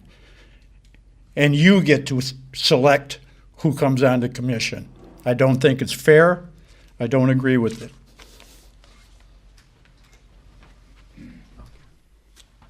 Do I need to state my name? Yep, please. Brian Kerrigan, 824 High Street. Obviously, you have a tough decision here. The reputation of the elected officials of this city is at stake. You had an opportunity we didn't know what was going to happen. We don't want to set precedents, but there's an opportunity here to, in the event that something like this might happen again, what might our precedent be for this? If a candidate may be lost, a commissioner may be lost to an election, what is the consequence? Could you come up with a policy so the people of this city could have the opportunity to weigh in and speak versus the people that are elected, the 6 people remaining, making simply those decisions? The influence, the impact of this community, and the say of everyone matters. You represent everyone, but you know, which comes first, the chicken or the egg? The candidates themselves or the commissioners that make the decisions once they're elected? I think the precedent here is very challenging. And like I said, I want to make sure that the voice of the people of this city is heard, and the decision is it's imperative that you guys make the right choices on behalf of everyone. But in lieu of another election that's unaffordable, that we don't want to do, the people have already spoken. The opportunity here is in the event if something else happens like this in the future, or we need to have some policy. You stated some issues in prior elections, what had been done. Has there any discussion been had on, in the event this might happen again, we don't have to go through this again? And some people have heartache about the decisions that are made. But I think it could be decided by the commissioners in this event in the future, something like this, how the process will proceed, so people don't feel that there's an ulterior motive here to the voice and the people that want to cast their vote and participate in the democratic process here. That your vote has already been cast for you guys, and you will make the decision on who our next commission will be versus the city. So I would hope you would entertain some consideration as we move forward here, and good luck on your decisions. Thank you.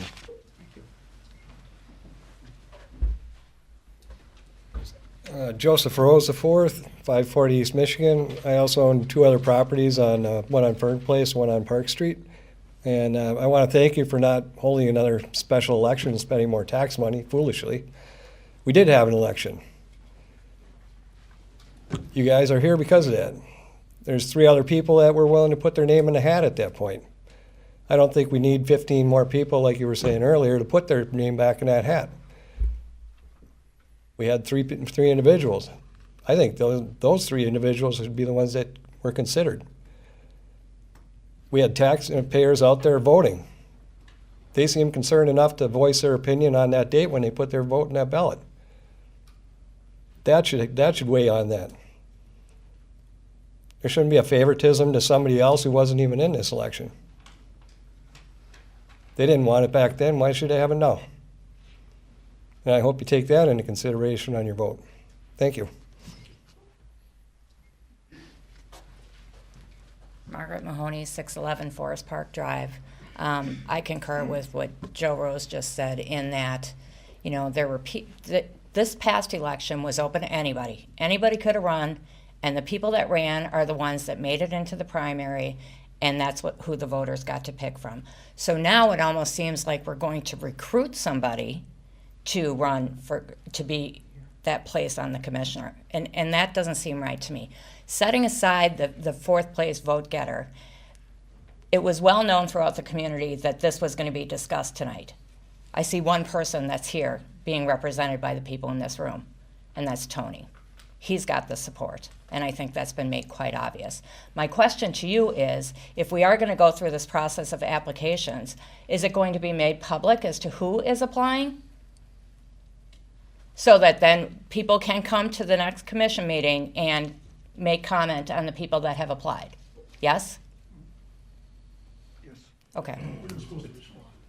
It's the Open Meetings Act. I'm going to respond to that. Right, but if we don't even know who applied, how can we make comment? I'm not going to get into debate. We don't do that. But it's public meetings. It's open. It's all public record. Yes, you will know who applied if you want to inquire. Yeah. Katie Barglin, 204 West Michigan Street. I strongly disagree with taking the decision away from the voters' hands and leaving it to 6 people to decide. And I did not hear discussed what considerations you're taking into account when you do choose to appoint someone. And I think at the very least that the support that Tony's seen tonight and the fact that he's gotten the 4th top votes should be strongly considered when you make your decision. Thank you.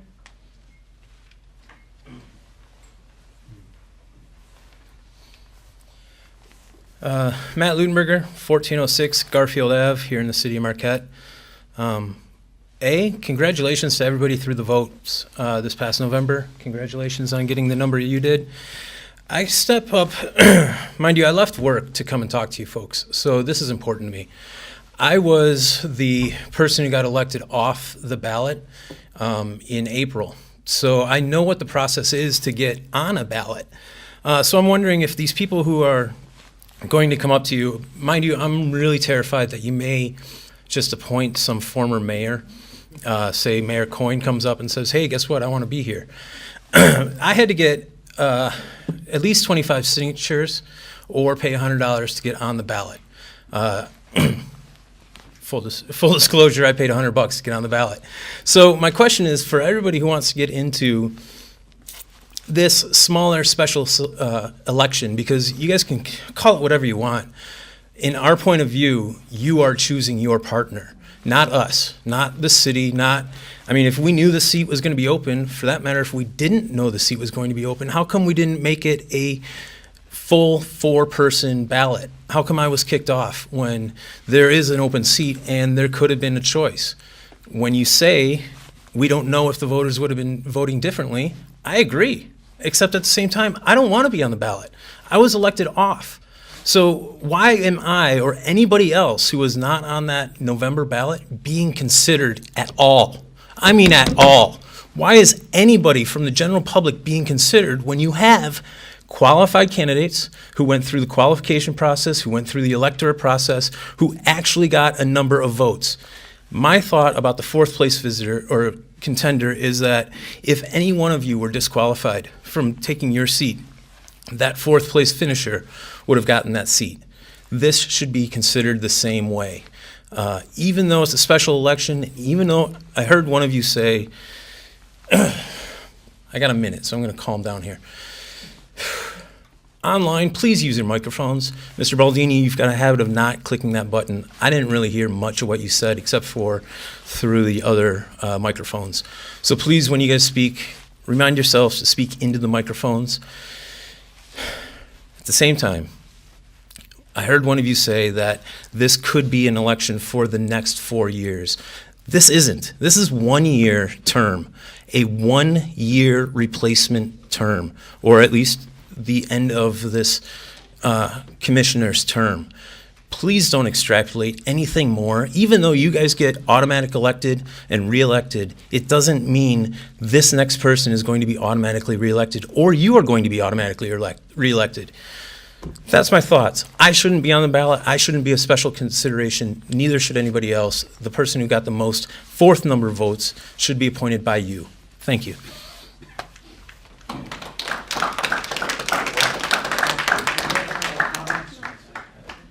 Tammy Sustrich, 424 South 7th Street. I cannot even begin to express how greatly disappointed I am in you.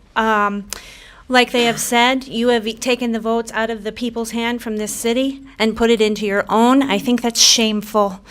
And I think it's also pretty arrogant of you to think that this this discussion of this person to take 1 term is going to put them into this position for 7.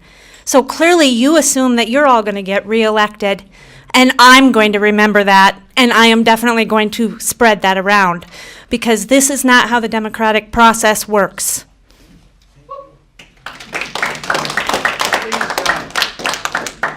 Refrain, okay? Anybody else wanting?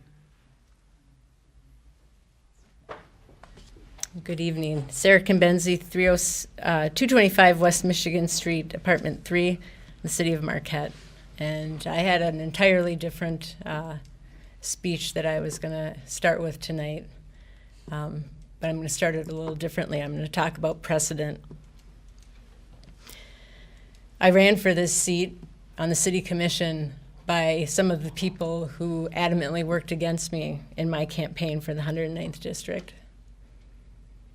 And the reason that they no longer supported me, my guess, is that because every time I took a vote as a city commissioner, I never forgot who I worked for. Every time I took a vote on this commission, was it in the best interest of a few people, or was it in the best interest of the majority of the people? And every time, that's how I made my vote. I will also comment that it sounds pretty bad sitting in the audience and hearing this conversation happen. This isn't an elected seat. This is a special circumstance right now, but this is an elected seat. I saw the information that was supplied to everyone on the other times that a commissioner was appointed. Not one fell around the same time that there was an election. So I would urge you to remember that as you make your decision. And I think it should have been made tonight. I would like to thank my fellow commissioners for their service and for serving with me. I'd like to thank the workers of the city. I'd like to thank Mike Angeli, our city attorney Ron Keefe, and all the department heads, all right down to the people who go around and do our Parks and Rec part-time in the summer. Because when everyone says what a great city we have and what a great job the city's doing, it's a reflection of those workers who come to bat and do their best every day for the city. There's a lot of work to do. The horizon with revenue sharing is grim in Lansing. We're looking at probably a $2 billion deficit budget coming up. But I will promise to continue to do what John did, and that is meet with you once a month. Most of all, I'd like to thank the public, and I'd like to thank them for believing in me, for standing with me through those tough votes, and for having my back in a democratic process in which they elected me to. Thank you.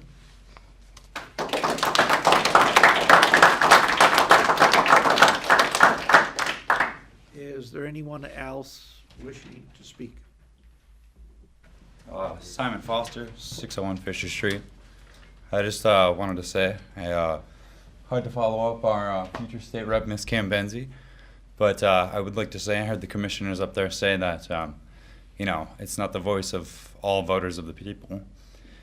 I would just like to ask, where are all the rest of the voters? They were given their, you know, chance to come down and give their opinion if they didn't want the fourth person in. These are the people who came here, so I believe it is in the interest of us that we did give our opinion here. Theirs is lost, so I mean, they lost their say when they didn't come up here and speak their opinion. So I believe that the fourth should get it, and that should be Mr. Garangelli.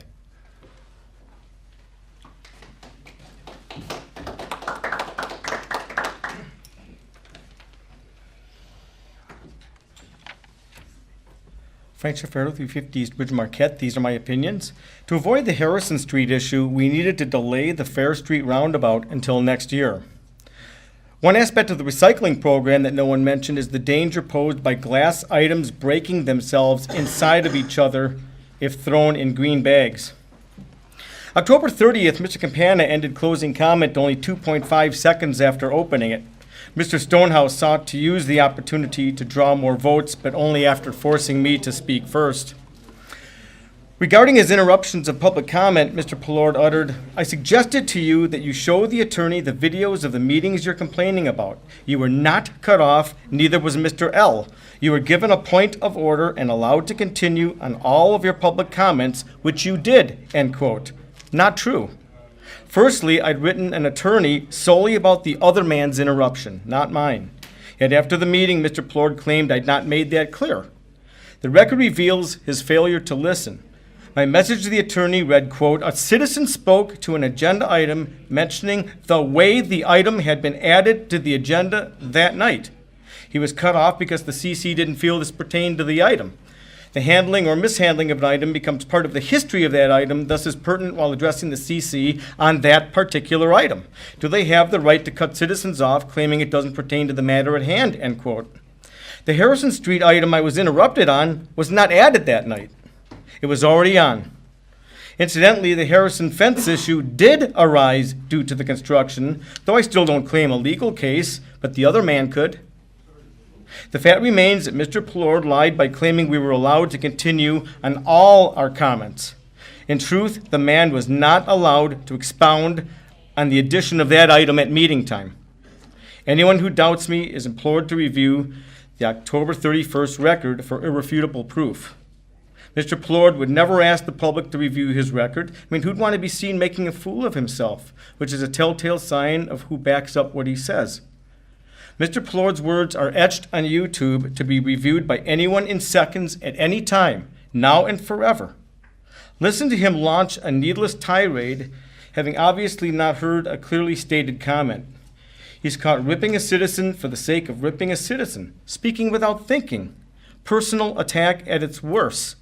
And the chair just let it happen, which is solid proof that the good old boy mentality prevails here. We've seen more tonight even.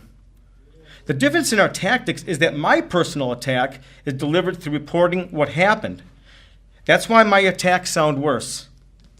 My most animated comments are the ones that I urge the public to dissect word by word. They'll learn whose comments stand the test of time and who blows hot air into the wind. Any other comments? Any other public comments? Not seeing or hearing any, declare the public comment section closed. And let's hear from comments from the commissioner. Commissioner Reynolds, you want to start? Sure. That was a fired up closing comments from all y'all. And the reason I don't know if this was clear from my perspective. Number 4, new business says adopt a procedure to fulfill a vacancy on the city commission. I feel tonight the only reason I'm not sitting here and saying I'm going to vote for Tony, the 4th place person, is because I think that it needs to be electing the new person to that spot or picking the new person for that spot. Not because I'm not saying Tony's not the rightful person. I am saying that I've always had a problem adding something to the agenda or changing the agenda, something about eminent domain at any time. I've never voted yes for those things because I'm not comfortable with the information not being provided to the public. So when I say I want the public to comment on it, I want them to see it here, see it on our agenda, and have that ability to do so. So that being said, with that issue that we're taking up, also, lastly, I'm really going to miss Commissioner Kimbenzi on the commission. We had a lot of great times together, and she was one of my favorite people to sit down and chat with after a meeting if we'd get cranky about something that happened, and I'm sure going to miss it. Mr. Plort. It's fascinating how perceptions take place, and I'm very sensitive to perceptions. There are a lot of perceptions here. Public speakers have the perception that we are taking the vote out of the people's hands, and my perception is that we are adding the vote to the people's hands. Specifically, I supported the idea of applications, but I fully expect Mr. Garangelli to apply, and I hope he does. Fully expect other people to apply, and I hope they do. But the point, my support of the application process is to give people a couple of weeks to express their opinions, and trust me, they do. So I thank all of you who stuck around. Unfortunately, a lot of people left, and that's too bad because it really needs to be expressed. That I think the commission on the whole, not speaking for them, but definitely speaking for myself, really do want to give the voters of the city of Marquette an opportunity to express their opinion. Trust me, they will find us. And in my opinion, that is a vote. They tell me this is what they want, just as you have, and I'm not going to forget. I've got it written down, got it all right here. I know what you want, and I'm sensitive to that, and I'm impressed with it. No question about it. But I'm going to give other people an opportunity to tell us what they want as well. I do take exception with one of the public speakers who said because somebody did not show up, they lose their say. That is not democratic. That's absolutely wrong. We are here elected to represent people. People believe that they can contact us, and rightly so, give us their ideas, and we bring those ideas to the meeting. They don't have to be here. I will always do that. Somebody contacts me and tells me what's on their mind. That's very important to me, and I will bring it to the meeting. And so my perception is that we are taking a little longer time to make this very, very important decision to give the people of Marquette an opportunity, and people from all around, because it's not just, another thing that's become obvious to me, it's not just the people of Marquette who are concerned about this. And fair enough. So people will seek me out. They will find me. A lot of people know me, and they will find me, and they'll give me their opinions, and I will take every one of those opinions to heart. So, thank you. Commissioner Stone. Well, what a wonderful way to start your term, right? Right off the frying pan into the fire. I'd like to thank the good citizens of Marquette that elected me to the City Commission. I pledge to do the very best I can to represent them, the ones that voted for me, the ones that voted against me, and the ones that didn't vote at all, because that's my job as a City Commissioner.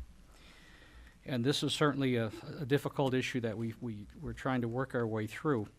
The easiest thing in the world would have been if the charter had simply said that in the event of a vacancy, the next commissioner will be determined by the previous election rolls. That's the easy way. But we just went through a very extensive charter review 4 years ago, and that wasn't put into the charter. Because it's not in the charter, that's not what we do.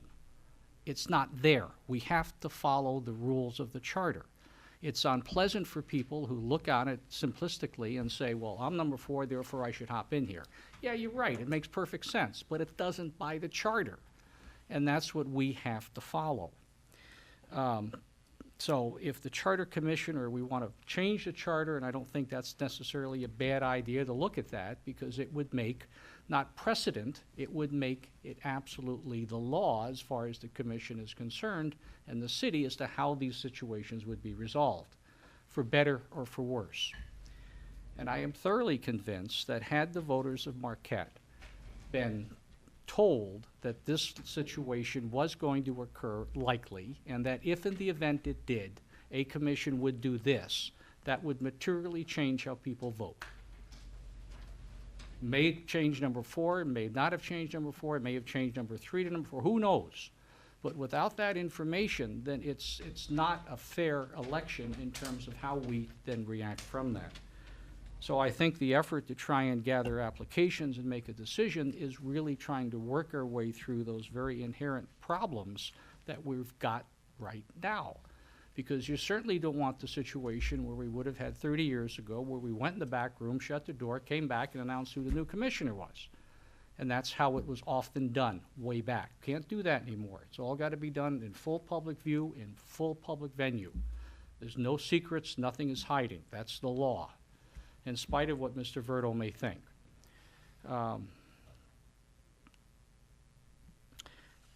Thank you, Your Honor. I think that's all I have.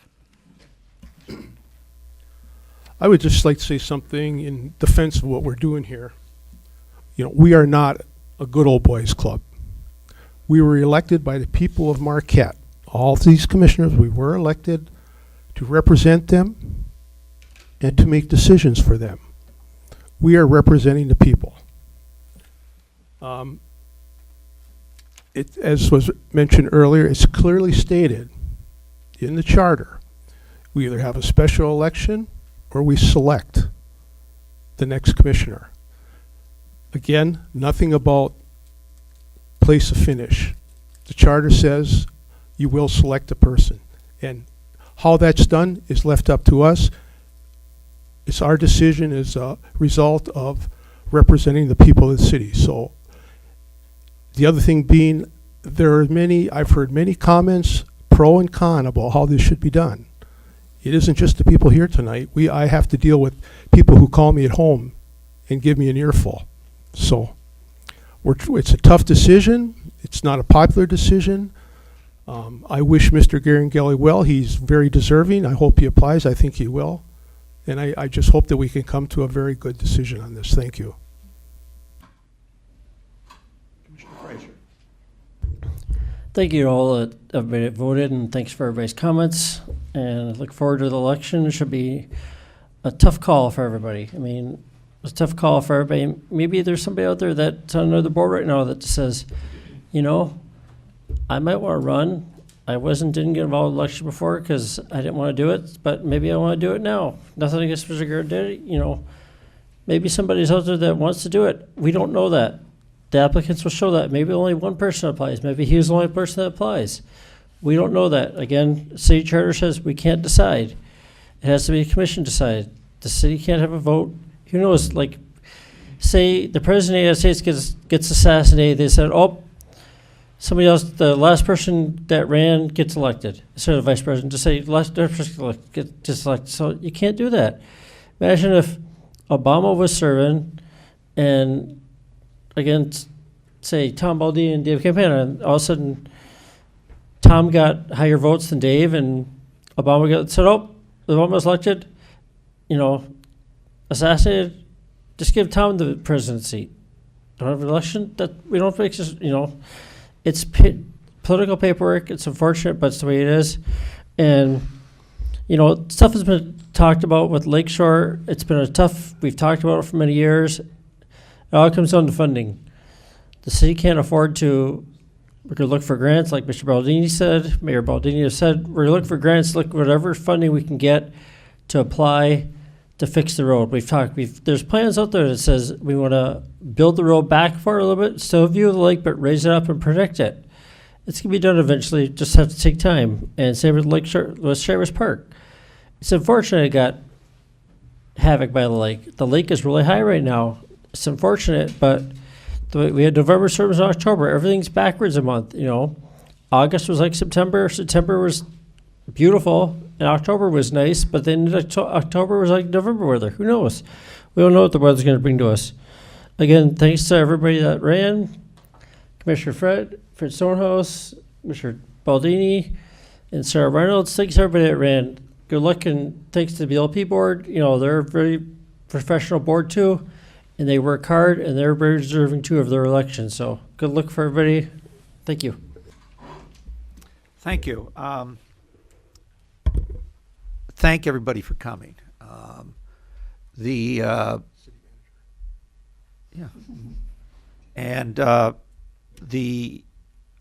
Thank everybody for coming, expressing their opinion, their views. It's important, but it doesn't always work the way you envision it. You're here tonight because you're saying, we like this person. We could have also had somebody else coming forth where you say, oh my God, I hope they don't pick the fourth person, okay? And I'm not suggesting that in this case, because I've been on enough elected bodies where these types of decisions do get made. This is the thing that we're governed by. It's called the charter. And the charter says when there's a vacancy, the commission makes that appointment. Doesn't tell them how. It doesn't say you'll flip a coin, God forbid, or whatever, or somebody comes in fourth or third or whatever it might be. The commission makes that decision. We are the commissioners. And I don't say that braggadociously. We were elected by the people to make decisions. Tonight, we picked a mayor pro tem. Next meeting, we're going to start dealing again with motions for capital outlay, equipment, things of that nature. We make decisions. You govern. And so the charter does say that we do one of two things. We either appoint somebody or we call a special election. I think, you know, we sometimes, when we get into these things, we forget about what's going on in the city. It's been a very good year. We have a hospital that's being constructed with employing 420 people. We did a public service garage, which employed a number of construction people. We also did a power plant, the Board of Light and Power, which hired a number of people. There was more jobs going on in Marquette County, mostly in Marquette City because of the action of the board of this commission in this community. That's great. And I hope we can continue some of that again this coming year. It's going to be a long time before we're able to sustain this, but we're going to try. And we have some other people talking to us about some other things. But I also, when somebody called me and they said they wanted us to pick the fourth person, I listened. I said, thank you. I said, I would suspect this commission, knowing, working with them, they would want to do an application. And I said, that doesn't mean that the fourth person's not going to get it, okay? But to simply straightforward designate and say the fourth person, in this case the fourth, next year it would have to be the third because you're going to have two people running for the commission. But I think we're going to get through this, and it's, I think as Commissioner Stonehouse said, his first meeting is a little, usually this meeting goes for a half hour or 45 minutes. As you can see, we're already on 2, and that's okay. But I do have some other comments. One of the things I noticed is I was looking at the Harbor Review Committee or our Harbor Advisory Committee. And one of the things, we've been so busy with the election and so many other things, if you read their minutes, they said that they had no complaints this year, okay? But we just sort of take it for granted. If you remember, it was rather controversial a summer ago. And this year, because the management did some things, there were no comments. Great, good, and that's our purpose, that's our function, our responsibility. The other thing is many of us went to the dedication or ribbon cutting of the Grandview, the old orphanage. I mean, it was, how many years have we as a community asked about that? It's now been ribbon cutting, I think December 1st, they're starting to move in. 50-some apartments, very nice apartments in a very nice part of town. And that building was saved. we were able to keep it going and make it a real asset in this community. Commissioners, I'm asking the manager to send you the rules and procedures for that we operated under this year. We are to adopt those at the next meeting. So I'm asking that it be sent out. I'm also asking that he inquire of the staff if they have any suggestions for the rules and procedures. They don't change too dramatically, but it's worth it. Also, the city manager sent out this week the sidewalk plowing routes. Exciting, isn't it? But it is important. And it's out there, and it's important to know. You can find it online. There haven't been many changes, but it's an important part of how young people or other people get around town and what sidewalks the Public Works Department takes care of. It was interesting. We had some snow.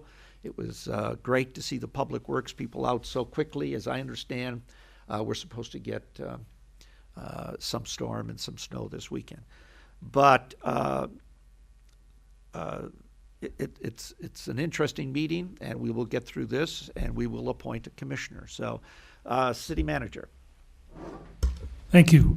Just to answer an earlier question, we do not plan on charging for any applications. The applications online can be, I think they can be filled out online, downloaded, hard copied, filled out in hard copy, and turned in, whatever you prefer, as a candidate, not as a commissioner. Couple minor points just to, I mean, I hate to take away your thunder, but the roundabouts are just about done. You know, I was thinking everybody was here at the meeting just to hear me say that, but I guess I was a little wrong. We do hope to have the Wright Street roundabout open by the end of this week, as well as Presque Island K, which is the second phase of the Presque Island Fair roundabout. There will be some minor things that will be held off until next spring, that being some late season concrete work and probably some landscaping or grass or something of that nature. We'll do our best as a staff with the city clerk's office to get you folks through this process and try to keep everything in a timely fashion and as accessible to the public as possible. And I would encourage anybody that may be considering running for this open seat, that if you do have a question or somehow you can't seem to find the information you need online or you have a problem, don't hesitate to call the clerk's office. They will have everything you need. So thank you. Thank you. No other business. We stand adjourned.